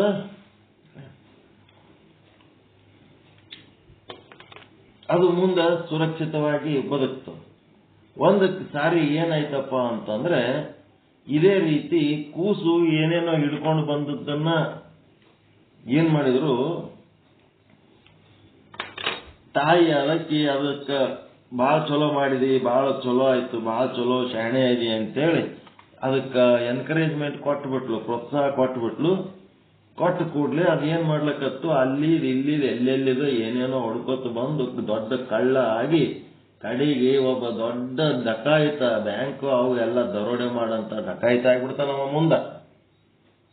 ಡಕಾಯಿತ ಆದಾಗ ಅವನಿಗೆ ಕಟ್ಟಿ ಹಾಕಿ ಮರಣದಂಡನೆ ಶಿಕ್ಷೆ ಕೊಡ್ತಾರೆ. ಎಷ್ಟು ಸಾರಿ ವಾರ್ನಿಂಗ್ ಕೊಟ್ರು ಇವ ಏನ್ ಸುಧಾರಿಸಲ್ಲ, ಮತ್ತೆ ಇದಕ್ಕಿಂತ ದೊಡ್ಡದು ಇದೇ ಮಾಡ್ಕೊತ ಹೊಂಟನ, ಇವನಿಗೇನು ಆತ್ಮಸಾಕ್ಷಿ ಅನ್ನೋದಿಲ್ಲ, ಹಿಂಗಾಗಿ ಇವನ್ ಮರಣದಂಡನೆ ಶಿಕ್ಷೆ ಅಂತ ಹೇಳಿ ಅವಾಗ ಮರಣದಂಡನೆ ಶಿಕ್ಷೆ ಕೊಡೋ ಟೈಮ್ನೊಳಗ ಅವನಿಗೆ ಅವ್ರು ಕೇಳ್ತಾರ, ಶಿಕ್ಷೆ ಕೊಡೋರು, ನಿನ್ನ ಕೊನೆ ಆಸೆ ಏನದ ಅಂತೇಳಿ. ಅವನೇನ್ ಹೇಳ್ತಾನ, ನಮ್ಮ ತಾಯಿಗೆ ಒಂದು ಸಾರಿ ಮುದ್ದು ಕೊಡ್ಬೇಕಂತ ನನಗೆ ಆಸೆ ಅದ ಅಂತ ಹೇಳ್ತಾನ. ಅವನ ತಾಯಿನ ಕರೆಸ್ತಾರ, ಏನವ ನಿನ್ ಮಗ ಗಲ್ಲಿಗೆ ಏರ್ಲಕತ್ತಾನ, ಮತ್ತ ಕೊನೆ ಉಸಿರು ಎಳೆದ್ರೊಳಗ ಅವನು ನಿನಗೊಂದ್ಸಾರಿ ಮುದ್ದು ಕೊಡ್ಬೇಕಂತಾನ ಅಂತ. ಅವನ ಆಯ್ತು ಬಿಡಯಪ್ಪ, ನನ್ನ ಮಗನ ಪರಿಸ್ಥಿತಿ ಹಿಂಗಿದ್ದದ್ ನೋಡಿ ನನಗ ಬಹಳ ತ್ರಾಸ ಆಗ್ಯದ, ಹಿಂಗಾಗ್ತದತ್ತು ಗೊತ್ತಿದ್ದಿದ್ದಿಲ್ಲ ನಮಗ, ತಿಳಿಲಾರ್ದಂಗೇನ ಆಯ್ತು ಅಂತೇಳಿ ತಾಯಿ ಮಗನ ಸಮೀಪ ಮುಖ ತಗೊಂಡು ಹೋಗ್ತಾಳ. ಮಗ ಏನ್ ಮಾಡ್ಬಿಡ್ತಾನ, ತಾಯಿಗೆ ಮುದ್ದು ಕೊಡ್ತೀನಿ ಅಂತೇಳಿ ಸಮೀಪ ಆಕಿ ತಲೆ ಗಟ್ಟಿಯಾಗಿ ಹಿಡ್ಕೊಂಡು ಆಕಿ ಮೂಗ ಬಾಯಿಲಿಂತ ಹಲ್ಲಲಿಂತ ಕಟ ಕಟ ಕಟ ಕಡ್ದು ಉಗುಳ ಬಿಡ್ತಾನ ಆಕಿ ಮೂಗ. ಏ ಅಪ್ಪ ಮುದ್ದು ಕೊಡ್ತೀನಿ ಅಂತ ಹೇಳಕ್ಕೆ ಕರೆದು ನನ್ನ ಮೂಗೆ ಕತ್ತರಿಸಿ ತಿಂದು ಉಗುಳಿ ಬಿಟ್ಟಲ್ಲ ಅಪ್ಪ, ಏನ್ ಮಾಡಿದಿದು ನನಗ ಅಂತ. ಅದಕ್ಕ ಜಗತ್ತಿನಾಗ ಯಾವ ತಾಯಿನೂ ತನ್ನ ಮಕ್ಕಳು ಕೆಟ್ಟ ದಾರಿ ಹಿಡಿಯೋ ಟೈಮ್ನಾಗ ಅವಕ್ಕ ಪ್ರೋತ್ಸಾಹ ಕೊಡಬಾರದು ಅಂತೇಳಿ ನಿನ್ನ ಮುಖ ನೋಡಿದ್ರೆ ಎಲ್ಲರಿಗೆ ಗೊತ್ತಾಗಬೇಕು. ನೀನು ನಾನು ಸಣ್ಣದಿದ್ದಾಗ ಒಂದೇನೋ ಹಿಡ್ಕೊಂಡು ಬಂದಾಗ ಇದು ತಪ್ಪು ಅಂತೇಳಿ ನನಗೆ ಜ್ಞಾನನೇ ಕೊಡ್ಲಿಲ್ಲ, ಬರೀ ನಾ ಏನೇನು ಎಲ್ಲೆಲ್ಲಿ ಹಿಡ್ಕೊಂಡು ಬಂದಿನಿ ಅಲ್ಲೆಲ್ಲಿದು ತಗೊಂಡು ನೀನು ಸಂತೋಷವಾಗಿ ಬದುಕು ಮಾಡಿದೆ ಹೊರತು ನನಗೊಂದು ಚಲೋ ಗುಣ ಕಲಿಸ್ಲಿಲ್ಲ. ಅದಕ್ಕೆ ಮಕ್ಕಳಿಗೆ ಚಲೋ ಗುಣ ಕಲಿಸ್ಲಾರ್ದು ತಾಯಿ ಅಂತ. ಹಿಂಗ ನಿನ್ನ ನೋಡಿದ್ರೆ ಗೊತ್ತಾಗಬೇಕು, ಎಲ್ಲರೂ ತಮ್ಮ ತಮ್ಮ ಮಕ್ಕಳಿಗೆ ಚಲೋ ಗುಣ ಕಲಿಸ್ಲಿ, ಎಲ್ಲರೂ ಸುರಕ್ಷಿತವಾಗಿರ್ಲಿ ಅಂತ ಹೇಳಿ ನನ್ನ ಒಂದು ಉದ್ದೇಶಕ್ಕೆ ಈ ರೀತಿನ ಮಾಡಿ ನೋಡು ಅಂತ ಹೇಳ. ಸರಿಯಾಗದ ದೃಷ್ಟಾಂತ. ಸ್ವ ಆಶ್ರಯ, ಅದು ನಾವೇ ಆಶ್ರಯ ಕೊಟ್ಟೇವಂತಂದ್ರೆ ಏನಾಗ್ತದ, ನಾಳೆ ನಮ್ದೇ ಮೂಗ ಕತ್ತರಿಸ್ಕೊಂಡು ಹೋಗ್ಬಿಡ್ತದ. ನಮ್ಮದು ಮಗಳು ಎಷ್ಟು ವರ್ಷದ ವರ್ಷದಿಂದ ಇತ್ತು, ಸುಮ್ಮನೆ ನಡಿಲಕ್ ಬರ್ತಿತ್ತು ಅಟ್ಟೆ, ಏನಷ್ಟು ಮಾತಾಡ್ತಿತ್ತು. 1 ವರ್ಷ 1.5 ವರ್ಷದಿಂದ ಇತ್ತು. ಮಾತು ಹೆಣ್ಣು ಹುಡುಗರು ಮಾತು ಜಲ್ದಿ ಆಡ್ತಾವ, ಪುಟ ಮಾತಾಡ್ಕೋತ. ಎದರ ಮನ್ಯಾಗ ಒಬ್ಬ ಶಾಂತಕುಮಾರ್ ಅಂತ ಮನ್ಯಾಗ ಯಾರು ಇದ್ದಿದ್ದಿಲ್ಲ, ಅವ ಒಬ್ಬನೇ ಸ್ನಾನ ಮಾಡಾಕತ್ತಾನ. ಪ್ಯಾಂಟ್ ಕಳದನ, ಪ್ಯಾಂಟಿನಾಗೇನು ಅವೇನೋ ರೈಸ್ ಮಿಲ್ಲಿಂದ ಬಿಸ್ನೆಸ್, ರೈಸ್ ಬ್ರೋಕರ್ ಏನೋ ಅದನ್ನ, ಜೋಬ್ನಾಗ ಜಗ್ಗಿ ರೊಕ್ಕ. ಆ ರೊಕ್ಕ ಏನ್ ಮಾಡ್ಯಾನ, ಬಂಡಲ್ ಟಿವಿ ಮುಂದೆ ಇಟ್ಬಿಟ್ಟಾನ. ರೊಕ್ಕದ ಬಂಡಲ್ ಟಿವಿ ಮುಂದೆ ಇಟ್ಟು ಸ್ನಾನ ಮಾಡ್ಲಕತ್ತಾನ. ಈಕಿ ಹೋಗ್ಯಾಳ, ಮಾತಾಡ್ಸಿ ಬರಾಗ ಆ ಟಿವಿ ಮುಂದಿಂದ ಅದು ರೂಪಾಯಿ ಬಂಡಲ್ ಹಿಡ್ಕೊಂಡು ನಮ್ಮ ಮನೆಗೆ ಬಂದ್ಬಿಟ್ರು. 1.5 ವರ್ಷದಿಂದ, 2 ವರ್ಷ ಇಲ್ಲ ಏನಿಲ್ಲ, ಇನ್ನೂ ಅದಕ್ಕೆ ಹಿಡ್ಕೊಂಬಂದ್ರು. ಇದೇನ್ ಬರ್ತಪ್ಪ, ಎಲ್ಲಿತ್ತಂದ್ರೆ ಈಕಿ ರೊಕ್ಕ ನಮಗೆ ಡಬ್ಬ ಬಂದ್ಬಿಡ್ತು, ಎಲ್ಲಿರತ್ತಂದ್ರಪ್ಪ ಆಕಿ ಹಿಡ್ಕೊಂಬಂದಳು. ಇವು ಇನ್ನೊಬ್ಬರ ಮನೆಯನ್ನು ಹಿಂಗ್ ತರಬಾರ್ದು, ಎಲ್ಲಿ ತಂದಿದಿ ಹೇಳು ಅಂತನೂ ಮತ್ತೆ ಕರೆಕ್ಟ್ ಕರ್ಕೊಂಡೋಗಿ ಅವ್ರ ಮನ್ಯಾಗ ತೋರಿಸಿದ್ರು. ಕಿಲ್ಲಿ ಇಟ್ಟಿದ್ರು, ಕಿಲ್ಲಿ ತಂದೆ ನಾನು. ಅವಾಗ ಅವನಿಗೆ ಹೇಳ್ದೆ, ಏನಪ್ಪ ನೀ ರೊಕ್ಕ ಎಲ್ಲಿಡ್ತಿ, ಮತ್ತ ಹಿಂಗಿಟ್ರಿ ಇವು ಸಣ್ಣ ಹುಡುಗರು ಸಹಿತ ಎತ್ಕೊಂಡು ಹೋಗ್ತಾವ, ಮತ್ತ ದೊಡ್ಡವ್ರು ಯಾರು ಎತ್ಕೊಂಡು ಹೋದ್ರೆ ಹೆಂಗ, ನೀ ಹಿಂಗಿಟ್ಟಕ್ಕೆ ಇಲ್ರಿ ಇಲ್ಲೇ ಜಳಕ ಮಾಡ್ಲಕತ್ತಿದ್ದೆ ಅಂತೇಳಿ ನಾವು ಹೊಳ್ಳಿ ಹೋಗೋದ್ರಾಗೆ ಜಲ್ದಿ ಹೋಗೋದಿತ್ತ, ಪ್ಯಾಂಟ್ ಹಾಕೊಂಡು ರೆಡಿ ಆಗ್ಲಕತ್ತಿದ್ದ. ಅವನು ರೊಕ್ಕ ಹಿಂಗ ಹೊಳ್ಳಿ ಕೊಟ್ರೆ ಒಂದು ಚೂರು ಎಣಸುಗಳಿಲ್ಲ, ಹಂಗೆ ಜೀವನಾಗ ಇಟ್ಕೊಂಡ್ಬಿಟ್ಟಾವ. ಏನಿನ ಒಯ್ಯದು, ಆ ರೊಕ್ಕ ಏಸಿದ್ದು ಒಂದ್ ಸ್ವಲ್ಪ ಎಣಸುಗೋ ಹಂಗಿಟ್ಕೊತಿಲ್ಲ, ಹೊಳ್ಳಿ ನಮ್ಮ ಮನೆಗೆ ತಂದು ಮತ್ತೆ ವಾಪಸ್ ತಂದಿವಿ ಅಂದ್ರೆ ಆಕಿ ಏನ್ ಸಂಪದ ರೊಕ್ಕ ತಕೊಂಡಿರ್ತಾಳೇನ್ರಿ ಅದರಂದು. ಅದು ಏನ್ ಗೊತ್ತಿಲ್ಲ, ತಗೊಂಡೋಗ್ಯಾನ ಮತ್ತೆ ಹೊಳ್ಳಿ ತಂದಿರಿ, ಆಯ್ತು ಏನಾಯ್ತು ಅದ್ರಾಗ ಏನ್ ಎಣಸುಗಳು ಅಂತದ್ ಏನಿತ್ತು. ನಾನಂತೂ ಏನು ಗಾಬರಿನೇ ಆಗಿಲ್ಲ, ಅದ್ರಾಗ ನೀವೇ ಭಾರಿ ಗಾಬರಿ ಆಗ್ಯಾರ ನೋಡ್ರಿ ಅಂತ. ಹಿಂಗ ನಮಗ ಹಂಗ ಹೇಳಿದ್ಮೇಲೆ ಮುಂದ ಈಕಿ ಹೆಂಗಂದ್ರ, ಮತ್ತ ಅವ್ರ ಮನ್ಯಾಗ ರೊಕ್ಕ ಹಂಗೆಲ್ಲ ಇಡ್ತಾರ, ನಮ್ಮ ಮನ್ಯಾಗ ರೊಕ್ಕ ಎಲ್ಲಿ ಇಡ್ತೀರಿ ಹೇಳ್ರಿ ಅಂತಂದ್ರ ರೊಕ್ಕ ಇಡ್ತಾರ. ಇಷ್ಟು ಸೀರಿಯಸ್ ಮ್ಯಾಟರ್ ಅದ, ನಮ್ ರೊಕ್ಕ ಎಲ್ಲಿ ಇಡ್ತೀರಿ ಹೇಳ್ರಿ ಅಂತ. ನೋಡ್ರಿ 2 ವರ್ಷದ ಒಳಗೆ ಆಕಿದ್ ಮಾಡೋ ಕೆಲಸ. ನಿಮ್ಮ ಮನೆ ರೊಕ್ಕ ಎಲ್ಲಿ ಇಡ್ತೀರ ಅಂದ್ರೆ ನಮ್ಮ ಮನೆ ರೊಕ್ಕಕ್ಕೆ ಇಲ್ಲ ಹಿಂಗಿರ್ತೀವಿ ನೋಡು ಅಂತ ಒಂದು ಡಬ್ಬ್ಯಾಗ ಹಾಕಿ ತೋರಿಸ್ತೇವೆ. ಇವತ್ತಿಗಾದ್ರೂ ಆ ರೊಕ್ಕ ಹಿಂಗೆ ಎಣಿಸಿ ಕೊಡೋದಕ್ಕೆ ಈಗ ಲೈಕ್ ಇಲ್ಲ ಅಲ್ಲಿ ಡಬ್ಬ್ಯಾಗ ಇಡ್ಬೇಕಷ್ಟೇ. ನನ್ಗೆ ಎಷ್ಟು ಬೇಕಷ್ಟು ತಗೋತೀನಿ ಅಷ್ಟೇ.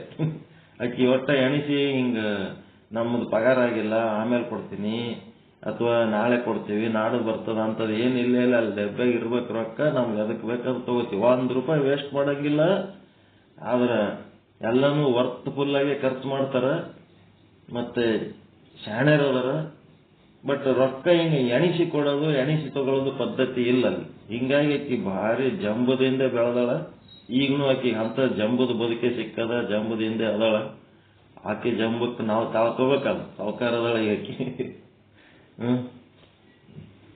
ನಮ್ಮ ಶಕ್ತಿ ಅಷ್ಟಿರ್ಬೇಕಲ್ಲ, ಅವ್ರು ಮಾಡ್ದಂಗೆ ಮಾಡ್ಲಕ್ಕ ಅದ್ರ. ಅದಕ್ಕೆ ಸ್ವಲ್ಪ ನೋಡಿ ಮಾಡವ ಕಂಟ್ರೋಲ್ ಅಂತಿರ್ತೀವಿ. ಸಿಟ್ಟು ಬರ್ತಿರ್ತದೆ. ಕಂಟ್ರೋಲ್ ಅಂದ್ರೆ ಸಿಟ್ಟು ಹಾಕಿದ್ರು. ಹಿಂಗೆ ಜೀವನ. ನೆಕ್ಸ್ಟ್ ಗೊತ್ತಾಯ್ತ್ರ? ಆಶ್ರಯ. ಯಾವದಕ್ಕ ಆಶ್ರಯ ಕೊಟ್ಟಿರಿ? ಅಜ್ಞಾನಕ್ಕ ಆಶ್ರಯ ಕೊಟ್ಟಿರಿ. ಅಂದ್ರೆ ಅಜ್ಞಾನ ಅಂದ್ರೆ ಏನ್ ಪಟ್ಟಿ ಗೊತ್ತಾಯ್ತಾ? ಜ್ಞಾನ ಅಜ್ಞಾನ ಅನ್ನೋದು ಪಟ್ಟಿ ಮಾಡಿದೇವಿಲ್ಲ ಎರಡು. ಅಜ್ಞಾನಕ್ಕ ನಾವೇ ಆಶ್ರಯ ಕೊಟ್ಟಿವಿ ಅಂತ ಅಂದ್ಮೇಲೆ ಅದು ನಮ್ಮನ್ನೇ ಮುಳುಗಿಸಿ ಬಿಡುತ್ತದ. ಅದಕ್ಕ ನಮ್ಮನ್ನು ಮುಳುಗಿಸುವ ಭಯ ನಮಗೆ ಇಟ್ಕೊಂಡು ಯಾವಾಗ ಇದು ಅಜ್ಞಾನಕ್ಕೆ ಆಶ್ರಯ ತಗೋತಿರ್ತದ ಆವಾಗ ಅದಕ್ಕೆ ಜಾಡಿಸಿ ಹೊಡೆದು ಸೈಡಿಗೆ ದಬ್ಬಬೇಕು, ನಿವೃತ್ತ ಮಾಡ್ತಾ ಇರಬೇಕು. ಪ್ರವೃತ್ತಿ ಒಳಗೆ ತರಬಾರದು. ಅಜ್ಞಾನವನ್ನ ನಿವೃತ್ತಿ ಮಾಡ್ತಾ ಇರಬೇಕು. ಈ ರೀತಿ ತಿಳಿದ ಮೇಲೆ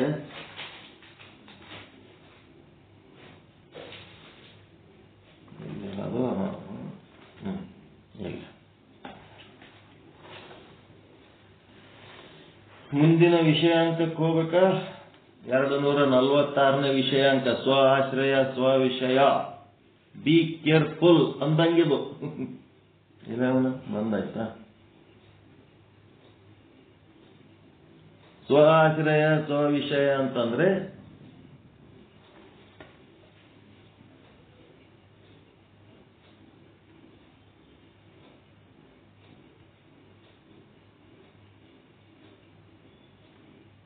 ಸ್ವ ಆಶ್ರಯ ಸ್ವ ವಿಷಯ ಅಂತಂದ್ರ ಯಾವಾಗ ಅಲ್ಲಿ ಅಜ್ಞಾನಕ್ಕ ಆಶ್ರಯ, ಇದು ಅಜ್ಞಾನ ಅಂತ ಗೊತ್ತಾಗಬೇಕು. ಗೊತ್ತಾದ್ಮೇಲೆ ಆ ಅಜ್ಞಾನಕ್ಕ ಆಶ್ರಯ ಕೊಡೋದಕ್ಕಿಂತ ಮೊದಲು ನಾವು ಹುಷಾರಾಗಿರ್ಬೇಕು. ಒಂದ್ ವೇಳೆ ಆಶ್ರಯ ಕೊಟ್ರು ಅದು ನಮ್ಗ ಮುಳುಗಿಸ್ಲಾರ್ದಂಗಿರ್ಬೇಕು. ನಾವು ಅದ್ರಾಗ ಮುಳುಗಂಗ ಆಗಬಾರ್ದು. ಇದೆಲ್ಲಾನು ಈ ಪಾಠದ ಒಂದು ಸಂದೇಶ. ಬ್ರಹ್ಮವನ್ನೇ ಗುರುತಿಸಲಾರ್ದಂಗ ಮಾಡುವಂತ ಒಂದು ಸಾಮರ್ಥ್ಯ, ಎಂತ ದುಷ್ಟ ಸಾಮರ್ಥ್ಯ ನೋಡ್ರಿ ಅದು. ಅಂತ ಸಾಮರ್ಥ್ಯಕ್ಕೆ ನಾವು ಅವಕಾಶ ಕೊಟ್ಟು ಬೆಳೆಸಬಾರದು. ಒಬ್ಬ ಅಜ್ಜ 80 ವರ್ಷ ಮೊಮ್ಮಗ ಕೇಳ್ತಾನ, ಅಜ್ಜ 80 ವರ್ಷ ಜೀವನ ಆಗ್ಯದಂತಿದೆ, ನಿನ್ನ ಜೀವನದ ಅನುಭವ ಏನು? ಈ ಜಗತ್ತ ಬಗ್ಗೆ ನಿನ್ನ ಸಂದೇಶ ಏನು ಅಂತ. ಈ ಜಗತ್ತಿನ ಬಗ್ಗೆ ಸಂದೇಶ ಏನಂತಂದ್ರೆ, ಎರಡು ಬಲಿಷ್ಠ ತೋಳಗಳ ಮಧ್ಯೆ ಘನಘೋರ ಯುದ್ಧ ಇದೆ ಈ ಜಗತ್ತಿನಲ್ಲಿ ನಮಗೆ ಕಾಣುವ ದೃಶ್ಯ. ಅವು ಬಲಿಷ್ಠ ತೋಳಗಳು? ಒಂದು ಜ್ಞಾನ, ಇನ್ನ ಒಂದು ಅಜ್ಞಾನ. ಧರ್ಮ ಅಧರ್ಮ, ಜ್ಞಾನ ಅಜ್ಞಾನ, ನ್ಯಾಯ ಅನ್ಯಾಯ. ಹಿಂಗ್ ನೋಡಪ್ಪ ಎರಡು ತೋಳಗಳದು ಹೋರಾಟ. ಅದಕ್ಕೆ ಅಜ್ಜ ಕೇಳ್ತಾನ, ಮತ್ತ ಈ ಹೋರಾಟದೊಳಗ ಯಾವುದು ಗೆದೀತದ ಅಂತ ಕೇಳ್ತಾನ. ಯಾವುದು ಗೆದೀತದಪ್ಪ? ಜ್ಞಾನದ ಗೆದೀತದೋ ಅಜ್ಞಾನದ ಗೆದೀತದೋ? ಅದಕ್ಕೆ ಅಜ್ಜ ಹೇಳ್ತಾನ, ನೀನು ಯಾವ ತೋಳವನ್ನು ಸಾಕಿ ಸಲಹುತ್ತಿ ಅದು ಗೆದೀತದ. ಅಜ್ಞಾನದ ತೋಳವನ್ನೇ ನೀನು ಸಾಕಿ ಸಲಹಿದಿ ಅಂತಂದ್ರ ಅಜ್ಞಾನ ಗೆದೀತದ. ಜ್ಞಾನದ ತೋಳವನ್ನ ನೀನು ಸಾಕಿ ಸಲಹಿದೆ ಅಂದ್ರೆ ಜ್ಞಾನದ ತೋಳ ಗೆದೀತದ. ಮತ್ತು ಅವು ಗೆದ್ದಿರೋದ್ರ ಫಲಿತಾಂಶ ಏನು? ಜ್ಞಾನದ ತೋಳ ಗೆದ್ದಿತು ಅಂತಂದ್ರೆ ಪರಮಾನಂದ ಪ್ರಾಪ್ತಿ ರೂಪ, ಸರ್ವ ದುಃಖ ನಿವೃತ್ತಿ ರೂಪ ಮೋಕ್ಷ ಉಂಟಾಗ್ತದ, ಮನುಷ್ಯ ಜನ್ಮ ಸಾರ್ಥಕ ಆಗ್ತದ. ಅಜ್ಞಾನದ ತೋಳವನ್ನ ಸಾಕಿ ಸಲುವಿ ಗೆಲ್ಲಿಸಿದಿ ಅಂತಂದ್ರೆ ಪರಮಾನಂದ ಪ್ರಾಪ್ತಿ ಆಗೋದ್ರ ಬದಲಿ ಪರಮಾನಂದ ನಿವೃತ್ತಿ ಆಗ್ತದ. ಸರ್ವ ದುಃಖ ನಿವೃತ್ತಿ ಆಗೋದ್ರ ಬದಲಿ ಸರ್ವ ದುಃಖ ಪ್ರಾಪ್ತಿ ಆಗ್ತದ. ಆಗಿ ಮನುಷ್ಯ ಜನ್ಮ ಅಸಾರ್ಥಕವಾಗಿ ನಾಶ ಆಗಿ ವ್ಯರ್ಥ ಆಗಿ ಹೋಗ್ತದ ನೋಡಪ್ಪ. ಯಾವ ತೋಳ ಸಾಕಿ ಸಲುತಿ ನೋಡು, ನಿನಗ್ ಬಿಟ್ಟದ್ದು. Choice left to you. ಎರಡೂ ತೋಳಗಳು ನಿನ್ ಕೈಯಾಗ ಸಾಕೋದು ಸಲುವುದು ಅಂತ. ಚಲೋದನ್ರಿ ತೋಳದ ದೃಷ್ಟಾಂತ.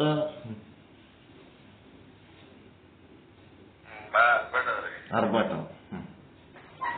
ಯಾವಾಗ ಸಾಕ್ತಿದೆ ಇದಂದ್ರೆ ಇದು ಅವಂದ್ರೆ ನಿಮ್ ಕೈಯಾಗೆ ಅದ. ಸ್ವ ಆಶ್ರಯ ಸ್ವವಿಷಯ. ಸ್ವವಿಷಯ ಅಂತಂದ್ರೇನು? ಅಜ್ಞಾನದ ತೋಳ ಗೆಲ್ಸೋದು. ಸ್ವತಂತ್ರ ಅಂತಂದ್ರೇನು? ಜ್ಞಾನದ ತೋಳ ಗೆಲ್ಸೋದು. ಆ ಸ್ವಾತಂತ್ರ್ಯ ನಾವು ಸಾಧನೆ ಮಾಡಬೇಕು. ಬಹಳ ಮುಖ್ಯ ಅದ ಸ್ವಾತಂತ್ರ್ಯದ ಸಾಧನೆ. ಸ್ವಾತಂತ್ರ್ಯದ ಸಾಧನೆ ಅಂದ್ರೆ ಬಹಳ ಮುಖ್ಯ ಅದ. ನಿಮಗ ಪ್ರಾರಬ್ಧ ಕರ್ಮಾನುಸಾರವಾಗಿ ನಿಮ್ಮ ರಾಗ ಇಲ್ಲ. ಬ್ರಹ್ಮಜ್ಞಾನಿಗಳಾಗಿ ನಿಮಗ ಯಾವುದರ ಮೇಲೆ ಆಸೆ ಇಲ್ಲ, ಅಪೇಕ್ಷೆ ಇಲ್ಲ. ಆದರೂ ಸಹಿತ ಏನಾಗ್ತದ? ಪ್ರಾರಬ್ಧ ಕರ್ಮಾನುಸಾರವಾಗಿ ನಿಮ್ಮ ಭೋಗದಲ್ಲಿ ಏನದ, ನಿಮ್ಮ ಪೂರ್ವ ಜೀವಿತಾವಧಿಯ ಅಥವಾ ಪೂರ್ವ ಜನ್ಮದ ಕರ್ಮಗಳ ಫಲವಾಗಿ ನಿಮಗ ಪ್ರಾರಬ್ಧದ ಭೋಗ ಫಲ ಕೊಡುವುದಕ್ಕೆ ನಿಮ್ಮ ಕಣ್ಣೆದರಿಗೆ ಬಂದು ಕುಂತದ. ಏನ್ ಬರ್ತದ? ಒಂದ್ ಕಪ್ ಚಾನು ನಿಮ್ ಪ್ರಾರಬ್ಧದ ಕರ್ಮ ಇರ್ತದ, ಗೊತ್ತದ ಇಲ್ಲ? ನೀವ್ ಯಾರ್ದಾರೆ ಮನೆಗೆ ಹೋದ್ರಪ್ಪ, ನೀವು ಏನು ಅವ್ರಲಿಂತ ಅಪೇಕ್ಷೆ ಮಾಡಿಲ್ಲ ಅಂದ್ರೂ ಅವ್ರೊಂದ್ ಕಪ್ ಚಾ ತಂದು ನಿಮ್ಮ ಮುಂದೆ ಇಡ್ತಾರ ಇಲ್ಲ? ಪ್ರಾರಬ್ಧದಾಗ ಇತ್ತಂದ್ರೆ ಇಡ್ತಾರ, ಇಲ್ಲಂದ್ರೆ ಅವ್ರೇನ್ ಇಡ್ತಾರ? ನಿಮ್ಮ ಪ್ರಾರಬ್ಧದಾಗ ಇಲ್ಲ ಅಂದ್ರೆ ಅವ್ರೇನ್ ಇಡ್ತಾರ? ನಿಮ್ ಪ್ರಾರಬ್ಧದಾಗ ಇದ್ದಕ್ಕೆ ಇಡ್ತಾರ ಅವ್ರು ತಂದು. ಪ್ರಾರಬ್ಧದಾಗ ಇದ್ದದ್ದು ತಂದು ಇಡ್ತಾರಲ್ಲ, ಇಟ್ಟ ಮೇಲೆ ನೀವು ಏನ್ ಮಾಡ್ಬೇಕು? ಪ್ರಾರಬ್ಧದಾಗ ಇದ್ದದ್ದು ತಾನಾಗೆ, ನಿಮ್ದೇನಿಲ್ಲ, ಲಿಂಗಭೋಗ ಅಂಗಭೋಗ ಇಲ್ಲ, ನೀವು ಇಚ್ಛೆ ಪಟ್ಟಿಲ್ಲ, ಆಸೆ ಪಟ್ಟಿಲ್ಲ, ಅದು ತಾನೇ ಬಂದದ. ಈಗ ಅದು ಮುಂದೆ ಕಪ್ಪು ತಂದು ಇಟ್ಟಾರ. ಕಪ್ಪು ತಂದು ಇಟ್ಟ ಮೇಲೆ ಮುಂದೆ ಏನ್ ಮಾಡ್ಬೇಕದು? ಪ್ರಾರಬ್ಧ ಏನ್ರಿ?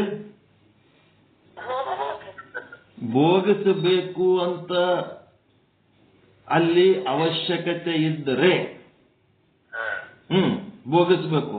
ಅಲ್ಲೇನದಂದ್ರೆ ನಿಮಗೆ ಆದ ಒಂದು ಸ್ವಾತಂತ್ರ್ಯ.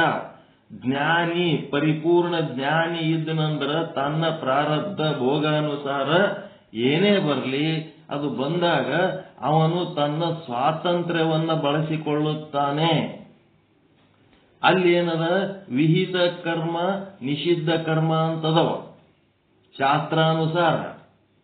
ವಿಹಿತ ಕರ್ಮದಿಂದ ನಿಮ್ಮ ಆರೋಗ್ಯ, ನಿಮ್ಮ ಮಾನ ಮರ್ಯಾದೆ, ಇತರ ಆರೋಗ್ಯ, ಇತರ ಮಾನ ಮರ್ಯಾದೆ, ಸಂಪತ್ತು ಎಲ್ಲ ರಕ್ಷಣೆ ಆಗ್ತದೆ.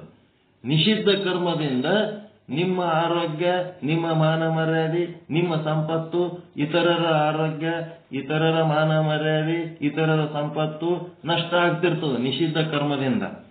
ಇದನ್ನ ನಾವು ತಲೆ ಒಳಗೆ ಇಟ್ಕೊಂಡಿರ್ತಾನ ನಾವು ಜ್ಞಾನಿ. ಈಗ ಚಾಕ್ ಬಿಟ್ಟಂದು ಮುಂದಿಟ್ಟಾರ, ಅವನಿಗೆ ಆಸಿಡಿಟಿ ಆದೋ ಇಲ್ಲೋ, ಅವನಿಗೆ ಬೇಕನ್ಸದೋ ಬ್ಯಾಡ್ ಅನ್ಸದೋ ಅವನ ಇಚ್ಛೆ, ಅದು ಜ್ಞಾನಿಯ ಇಚ್ಛೆ. ಅವ ಬೇಕಿದ್ರೆ ತಗೋಬಹುದು.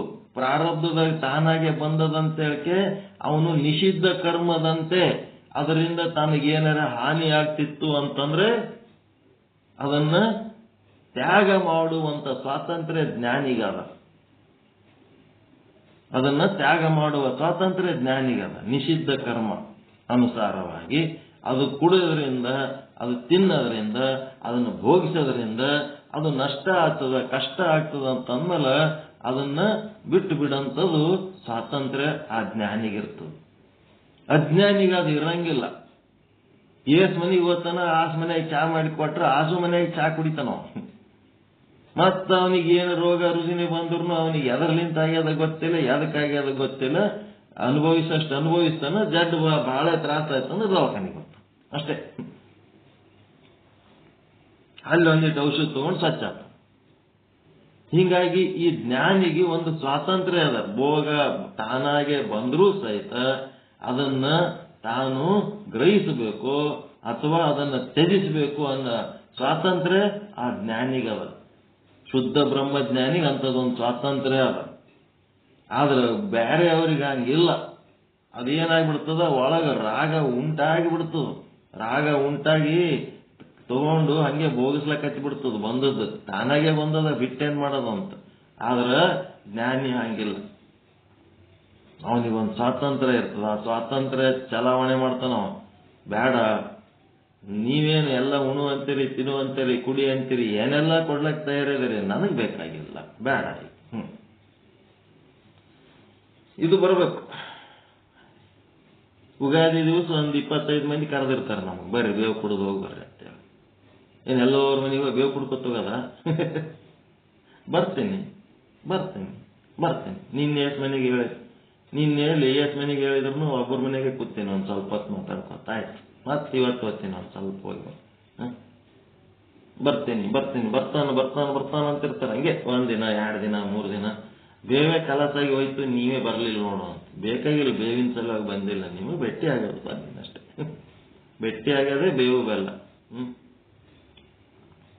ಹಿಂಗೆ ಇರ್ತಾವ. ನೆಕ್ಸ್ಟ್ ವಿಷಯ ಅಂಕ 247ಕ್ಕೆ ಪೀಠಿಕೆ ಹಾಕೋಣ. ಏನಪ್ಪಾ ಅಂದ್ರೆ ಅಜ್ಞಾನ ಅನೇಕ ಇಲ್ಲ, ಅಜ್ಞಾನ ಒಂದೇ ಆದ. ಅಜ್ಞಾನ ಅನೇಕ ಅದಾವಂತೇಳಿ ಮಿಶ್ರಾ ಅವರ ವಾದ. ಇದ್ಯಾವುದು 247ನೇ ವಿಷಯಾಂಕ. 247ನೇ ವಿಷಯಾಂಕ ತರಂಗ 5,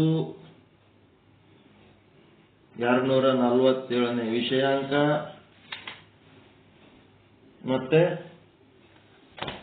ಕಬಿತ್ತ ಎಷ್ಟನೇದ್ದು?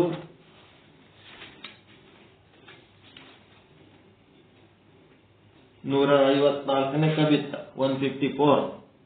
ಇದಂಗೆ ರೀಡಿಂಗ್ ಗೊತ್ತಿರ್ಬೇಕು ನಿಮಗೆ. 5-247-154.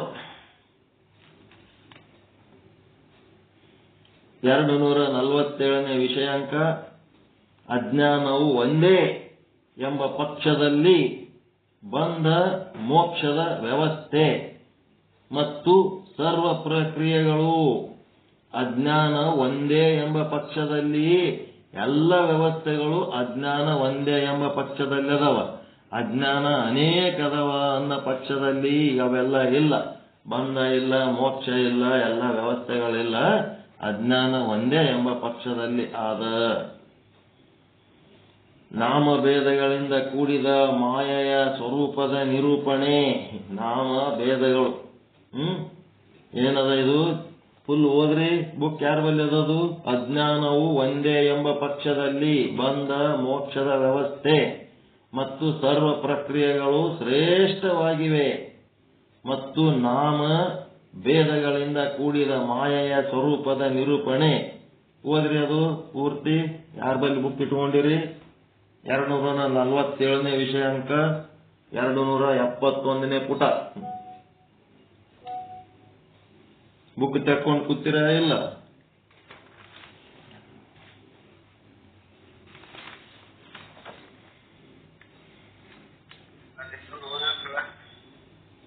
ಬುಕ್ ಇಲ್ಲ, ಕುಂತಾರ ಸುಮ್ಮ ಹಂಗೆ ಆರಾಮ್. ಪುರಾಣ ಶ್ರಾವಣ ಮಾಸದ ಪುರಾಣ ಕೇಳ್ಕೊತ ನಮಗ ಬಹಳ ಹೊಟ್ಟೆ ಕಿಚ್ಚು. ನೀವ್ ಹೆಂಗ್ ಕೂತೀರ ಅನ್ನೋದು ನೋಡಿ ಗೊತ್ತಾಗ್ತಿರ್ತದ ನಮ್ಗೆಲ್ಲ.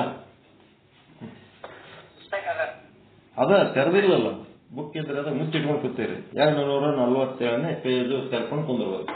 ಇದು 271ನೇ ಪೇಜು 247ನೇ ವಿಷಯಾಂಕ. ಹೊಸ ಬುಕ್.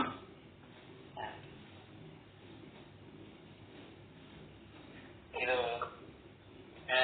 247ನೇ ವಿಷಯ. ಅಜ್ಞಾನವು ಒಂದೇ.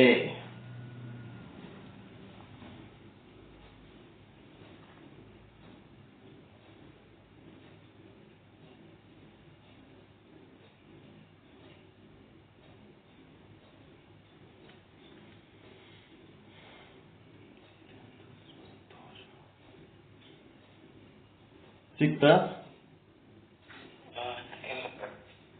ಹೊಸ ಪುಸ್ತಕ 247ನೇ ವಿಷಯ ಅಂಕರಿ 271ನೇ ಪೇಜ್. ಹೊಸ ಬುಕ್ ಹಳೆ ಬುಕ್ ರೀ?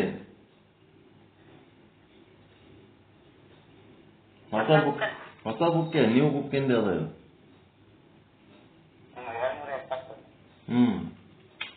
247ನೇ ವಿಷಯಾಂಕ. ಮತ್ತೆ ವಾಚಸ್ಪತಿ ಮಿಶ್ರನ್ ಜೊತೆಗೆ ಗುದ್ದಾಟ ಈಗ.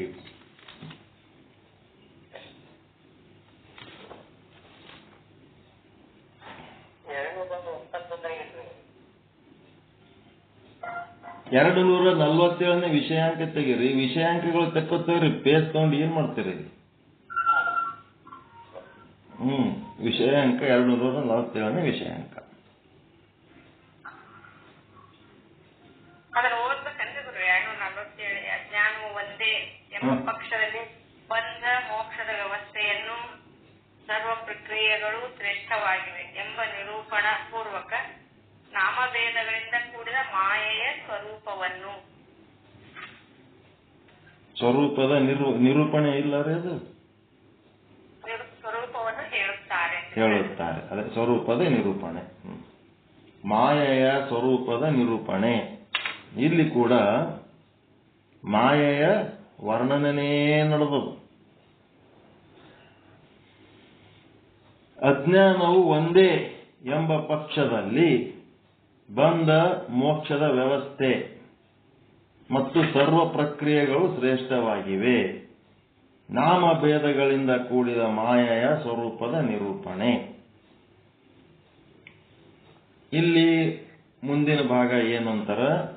ಅಜ್ಞಾನ ಒಂದೇ ಇದೆ ಈ ಪಕ್ಷದಲ್ಲಿ ಬಂಧ ಮೋಕ್ಷದ ವ್ಯವಸ್ಥೆ ಶ್ರೇಷ್ಠವಾಗಿದೆ. ಇದು ನಿಮ್ಮ ನಿರ್ಣಯ. ಇದು ಆದರೆ ವಾಚಸ್ಪತಿಯ ಪ್ರಕಾರ ದೋಷ ದರ್ಶನ ಆಗ್ತದೆ. ಅಜ್ಞಾನ ಒಂದೇ ಇದೆ ಅಂತ ಅಂದ್ರೆ ದೋಷ.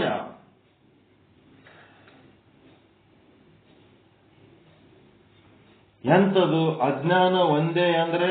ಒಬ್ಬ ಮನುಷ್ಯ ಸದ್ಗುರುವರಿಗೆ ಶರಣಾಗಿ ಬ್ರಹ್ಮಜ್ಞಾನ ಮಾಡಿಕೊಂಡರೆ ಮಿಕ್ಕ ಸಮಸ್ತ ಜೀವಿಗಳೆಲ್ಲ ಅಪ್ರಯತ್ನ ಪೂರ್ವಕವಾಗಿ ಮೋಕ್ಷ ಹೊಂದಬೇಕಾಗುತ್ತದೆ. ಒಂದೇ ಇತ್ತು ಅಂತಂದ್ರ ಒಬ್ಬನೇ ಮೋಕ್ಷ ಮಾಡ್ಕೊಂಡ್ರೆ ಎಲ್ಲರಿಗೆ ಆಗ್ಬೇಕ ಇಲ್ಲ? ಹೊಸ ಮಂದಿ ಪ್ರಯತ್ನ ಮಾಡೋದ್ ಬೇಕಾಗಿಲ್ಲ. ಅವನ್ ಬಲ್ಲಿರೋ ಅಜ್ಞಾನ ಒಂದೇ, ಇವನ್ ಬಲ್ಲಿರೋ ಅಜ್ಞಾನನೂ ಒಂದೇ ಇದ್ದಾಗ ಒಬ್ಬ ಮೋಕ್ಷ ಮಾಡ್ಕೊಂಡ್ರೆ ಸಾಕು.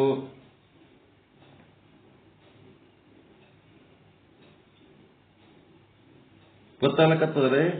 ಕೇಳಿಸ್ಲಕತ್ತದ?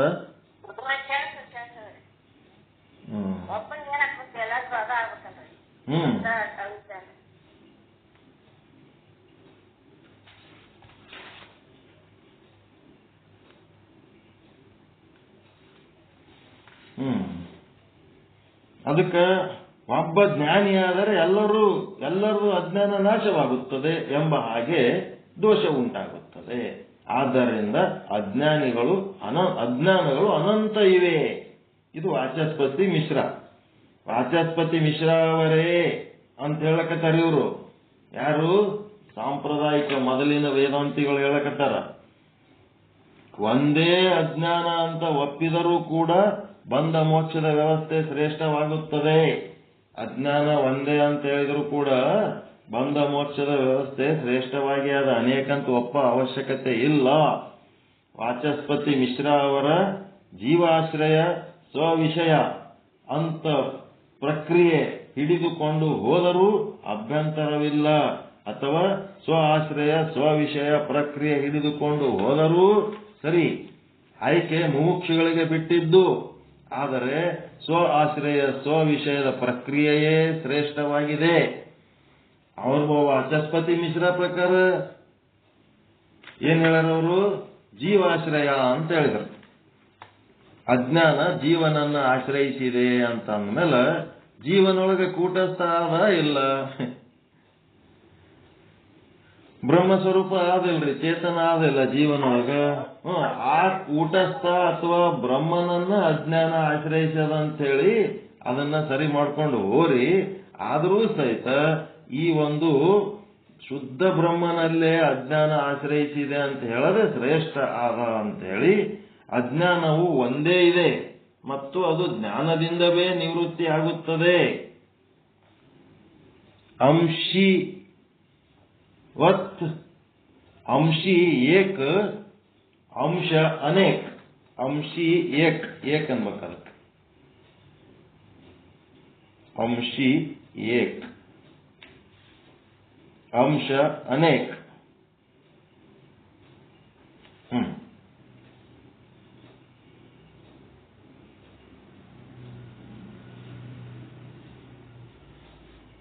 ಅಂಶ ಅನೇಕ.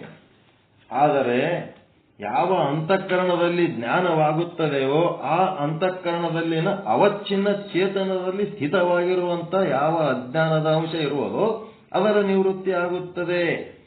ಆ ಜ್ಞಾನದಿಂದ ಆಗುತ್ತದೆ. ಅವನೇ ಮುಕ್ತನಾಗುತ್ತಾನೆ. ಯಾವ ಅಂತಃಕರಣದಲ್ಲಿ ಜ್ಞಾನವಾಗುವುದಿಲ್ಲವೋ ಅಲ್ಲಿ ಅಜ್ಞಾನದ ಅಂಶವು ಹಾಗೇ ಇರುತ್ತದೆ. ಆದ್ದರಿಂದ ಬಂಧವು ಹಾಗೆಯೇ ಇರುತ್ತದೆ, ಉಳಿಯುತ್ತದೆ. ಈ ರೀತಿಯಿಂದ ಅಜ್ಞಾನವು ಒಂದೇ ಎನ್ನುವ ಪಕ್ಷದಲ್ಲಿ ಬಂಧ ಮೋಕ್ಷ ವ್ಯವಹಾರ ಸಂಭವಿಸುತ್ತದೆ.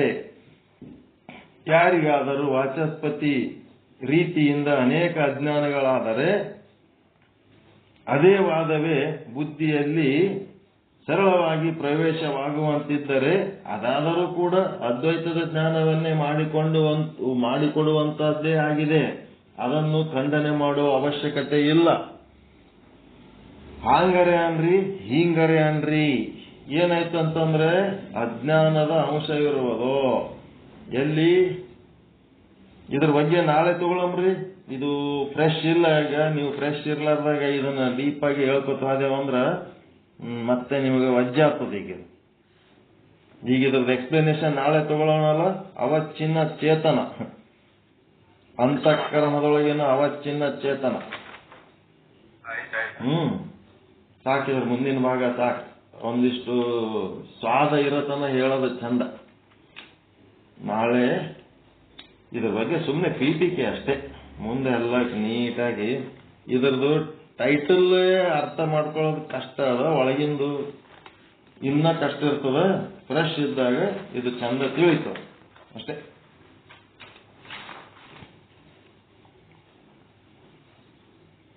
ಅದು ಹೆಂಗಂತಂದ್ರ ಒಂದು ಅಂಗಿ ಅದಂತ ತಿಳ್ಕೊಳ್ರಿ. ಒಂದು ಅಂಗಿಗೆ ಕಾಲರು, ಕೈಕಪ್ಪು, ಮತ್ತ ಹಿಂದ ಮುಂದ ಅವಕ್ಕೇನೇನೋ ಅಂಗಿ ಬೇರೆ ಬೇರೆ ಭಾಗಗಳದಾವಿಲ್ಲ ಒಂದು ಅಂಗಿದು. ಹೊಲ್ಸಾದ ಅಂಗಿ ಒಗೆಯೋ ಟೈಮ್ನೊಳಗ ಯಾವ ಭಾಗವನ್ನ ನೀವು ಸೋಪ್ ಹಾಕಿ ಬೇಯಿಸಿ ತಿಕ್ಕಿ ತೊಳಿತೀರಿ ಅದು ಸ್ವಚ್ಛ ಆಗ್ತದ. ಅಂತಂದ್ರೆ ಅಂಗಿ ಬಾಳದವಂತ ಹೇಳಕ್ ಬರ್ತದೇನು? ಒಂದೇ ಅಂಗಿಯ ಯಾವ ಭಾಗವನ್ನ ತಿಕ್ಕಿ ತೊಳಿತೀರಿ ಅದು ಸ್ವಚ್ಛ ಆಗ್ತದ. ಇರೋದು ಒಂದೇ ಅಜ್ಞಾನ. ಎಲ್ಲರೊಳಗಿರೋದು ಒಂದೇ ಅಜ್ಞಾನ. ಯಾವ ಭಾಗವನ್ನ ನಾವು ಚಂದ ಸಾಧನೆ ಮಾಡ್ತೀವಿ ಅದು ನೀಟ್ ಆಗ್ತದೆ ಅಷ್ಟೇ ಹೊರತು ಬೇರೆ ಬೇರೆ ಅಜ್ಞಾನ ಅನ್ನೋದಿಲ್ಲ.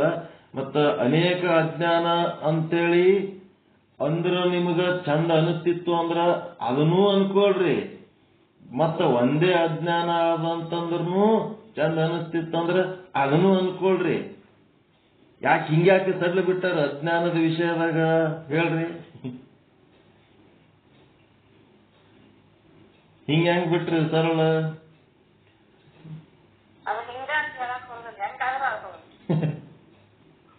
ಅನಿರ್ವಚನೀಯ ಅದು. ನಿತ್ಯ ವಸ್ತು ಅನಿರ್ವಚನೀಯದ ಅದು. ನಿಮಗೆ ಹೆಂಗ್ ಬೇಕಂಗ ಇನ್ನ ಇವೆರಡು ವಾದಗಳಲ್ಲದೆ ನಿಮ್ಮದು ಮೂರನೇ ವಾದ ಸಹಿತ ನಿಮ್ಮದೊಂದು ತಂದು ಸೇರಿಸಬಹುದು.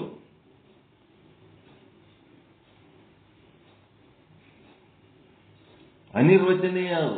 ಅದಕ್ಕೆ ಹೆಂಗ್ ಮಾಡಿದ್ರು ಅಷ್ಟೇ ಅದು. ಹಿಂಗ ಸುಳ್ಳು ಅಂದ್ರು ಅಷ್ಟೇ, ಹಾಂಗ ಸುಳ್ಳು ಅಂದ್ರು ಅಷ್ಟೇ, ಹಿಂಗ ಮಾಡಿದ್ರು ಅಷ್ಟೇ, ಏನಿದ್ರು ಸಹಿತ ಅದು ಮಿಥ್ಯ ವಸ್ತು. ಬ್ರಹ್ಮನ ವಿಷಯದಾಗ ಹಂಗೆಲ್ಲ ಸಡ್ಲು ಬಿಡಂಗಿಲ್ಲ. ಮಾಯೆ ವಿಷಯದೊಳಗ ಯಾರ್ಯಾರಿಗೆ ಹೆಂಗೆ ತಿಳಿತದ ಹಂಗಂಗೆ ವಾದ ಮಾಡ್ರಿ, ಏನ್ ತೊಂದರೆ ಇಲ್ಲ. ನಿಮಗೆ ಕನ್ಫರ್ಮ್ ಆಗಿ ನೀವು ಹೇಳಿದ ವಾದ ನಿಮಗೆ ಚಂದ ಹೇಳಕ್ ಬರ್ಬೇಕು, 4 ಮಂದಿಗೆ ಒಪ್ಪಂಗ್ ಹೇಳ್ಬೇಕು. ಹಂಗ ಬರ್ತಿತ್ತಂದ್ರೆ ನಿಮ್ಮದು ಒಂದು ವಾದ ಮಾಡ್ಬೋದು. ದ್ವೈತ ಸಿದ್ಧಾಂತ ನಮ್ಮ ರಾಯಚೂರು ಸಮೀಪಾಗ ಈಗ 3ನೇದೊಂದು ಚಾಲು ಆಗ್ಯದ. ಹಿಂದೆಂದು ಕೇಳಾರ್ದಂತ ತ್ರೈತ ಸಿದ್ಧಾಂತ ಒಂದು ತಯಾರಾಗ್ಯದ. ಅವರು ಫಸ್ಟ್ ಕ್ಲಾಸ್ ಹೇಳ್ತಾರ. ಅವ್ರು ತ್ರೈತ ಸಿದ್ಧಾಂತ ಯಾಕೆ ಬಂತು, ಹೆಂಗ್ ಬಂತು, ಹಿಂದಿಂದ್ರೊಳಗೆ ಏನ್ ಕೊರತೆಗಳದಾವ, ಅವನ್ನೆಲ್ಲ ನೀಗಿ ನಾವು ತ್ರೈತ ಸಿದ್ಧಾಂತ ಯಾಕೆ ಮಾಡೀವಿ ಎಲ್ಲ ಹೇಳ್ತಾರೆ. ಹಂಗೆ ಹೇಳಕ್ ಬರ್ಬೇಕು. ಬರ್ತಿತ್ತು ಅಂದ್ರೆ ನಿಮ್ಮದು ಒಂದು ಚತುರ್ಥ ಸಿದ್ಧಾಂತನೂ ಮಾಡ್ಬೋದು, ಏನ್ ತೊಂದರೆ ಇಲ್ಲ. ದ್ವೈತ, ಅದ್ವೈತ, ವಿಶಿಷ್ಟಾದ್ವೈತ, ತ್ರೈತ ಸಿದ್ಧಾಂತ ಎಲ್ಲಿ ಕೇಳಿಲ್ಲ. ತ್ರೈತ ಸಿದ್ಧಾಂತ ನಮ್ಮಲ್ಲಿ ಅದ. ತಾಡಪತ್ರಿ ಅಂತ ಬರ್ತದ. ಮಂತ್ರಾಲಯಲ್ಲಿ ಸ್ವಲ್ಪ ಮುಂದಕ್ಕೆ ಹೋದ್ರೆ ಅಂತಂದ್ರೆ ಅಲ್ಲಿ ತಾಡಪತ್ರಿ ಅಂತ ಬರ್ತದ. ಅಲ್ಲೇ ಪ್ರತಿ ಹುಣ್ಣಿಮೆಗೆ 10 ರಿಂದ 20,000 ಮಂದಿ ಕಲಿತಾರ ಅವ್ರ ಶಿಷ್ಯರು ಸತ್ಸಂಗಕ್ಕೆ. ಅದ್ಭುತವಾದಂತ ಒಂದು ಸತ್ಸಂಗ ನಡೆಸ್ತಾರ. ಅವ್ರೇನೆಲ್ಲ ಬೈಬಲ್ ತಿದ್ದಾರ, ಕುರಾನ್ ತಿದ್ದಾರ, ಭಗವದ್ಗೀತೆಯನ್ನು ತಿದ್ದಾರ. ಎಲ್ಲ ತಿದ್ದಕ್ಕೆ ಪಬ್ಲಿಕ್ ಅವರಿಗೆ ಹೊಡಿಲಕ್ಕ ಬೆನ್ನ ಹಚ್ಚಿದ್ರ ಅವ್ರು ಯಾರ ಕೈಗೆ ಸಿಗ್ಲಾರ್ದಂಗೆ ಬರೀ ಸ್ಕ್ರೀನ್ ಮೇಲೆ ಪಾಠ ಹೇಳ್ತಾರೆ. ಏನಾರ ಮಾಡಿಕೆ ಸ್ಕ್ರೀನ್ಗೆ ಏನಾರು ಮಾಡ್ಕೊಂಡು ಹೋದ್ರೆ ಇನ್ನೊಂದು ಸ್ಕ್ರೀನ್ ತರ್ತಾರೆ. ಮನುಷ್ಯರು ಸಿಗಂಗಿಲ್ಲ, ಅಲ್ಲಿ ರೆಕಾರ್ಡ್ ಮಾಡಿ ಹಾಕಿಬಿಡ್ತಾರೆ ಅಷ್ಟೇ ಪ್ರವಚನ ಮಾಡ್ಲಿಕ್ಕೆ. ಓಕೆ, ಇದ್ರ ಮುಂದಿನ ಭಾಗ ನಾಳೆ ಚರ್ಚೆ ಮಾಡೋಣ. ಸಮಯ ಸಾಕಷ್ಟು ಆಗ್ಯದ. ಎಲ್ಲರಿಗೂ ಒಳಿತಾಗಲಿ, ಎಲ್ಲರಿಗೂ ಶುಭವಾಗಲಿ. ಪರಮಾನಂದ ಪ್ರಾಪ್ತಿ ಭವ, ಸರ್ವ ದುಃಖ ನಿವೃತ್ತಿ ಭವ, ಇಷ್ಟಾರ್ಥ ಸಿದ್ಧಿರಸ್ತು. ಯಶಸ್ವಿ ಭವ, ಯಶಸ್ವಿ ಭವ. ಜೈ ಶುದ್ಧ ಬ್ರಹ್ಮ, ಜೈ ಜೈ ಶುದ್ಧ ಬ್ರಹ್ಮ. ಓಂ ಶಾಂತಿ ಶಾಂತಿ ಶಾಂತಿ. 4 ಗಂಟೆಗೆ ಸಂಗೀತ ಇವತ್ತು, ಮತ್ತೆ ರಾತ್ರಿ 8:30 ಶ್ರೀಮದ್ ಭಾಗವತ ಮಹಾಪುರಾಣ ಹಾಗೂ ಶ್ರೀ ಸಿದ್ಧಾಂತೇಶ್ವರಮಣಿಯ ಪ್ರವಚನ ಇರ್ತೈತಿ. ಎಲ್ಲರೂ ಹಾಜರಾಗಿ ಇದರ ಪ್ರಯೋಜನ ಪಡ್ಕೊಬೇಕಂತ ಹೇಳ್ಬೋದು. ಧನ್ಯವಾದ.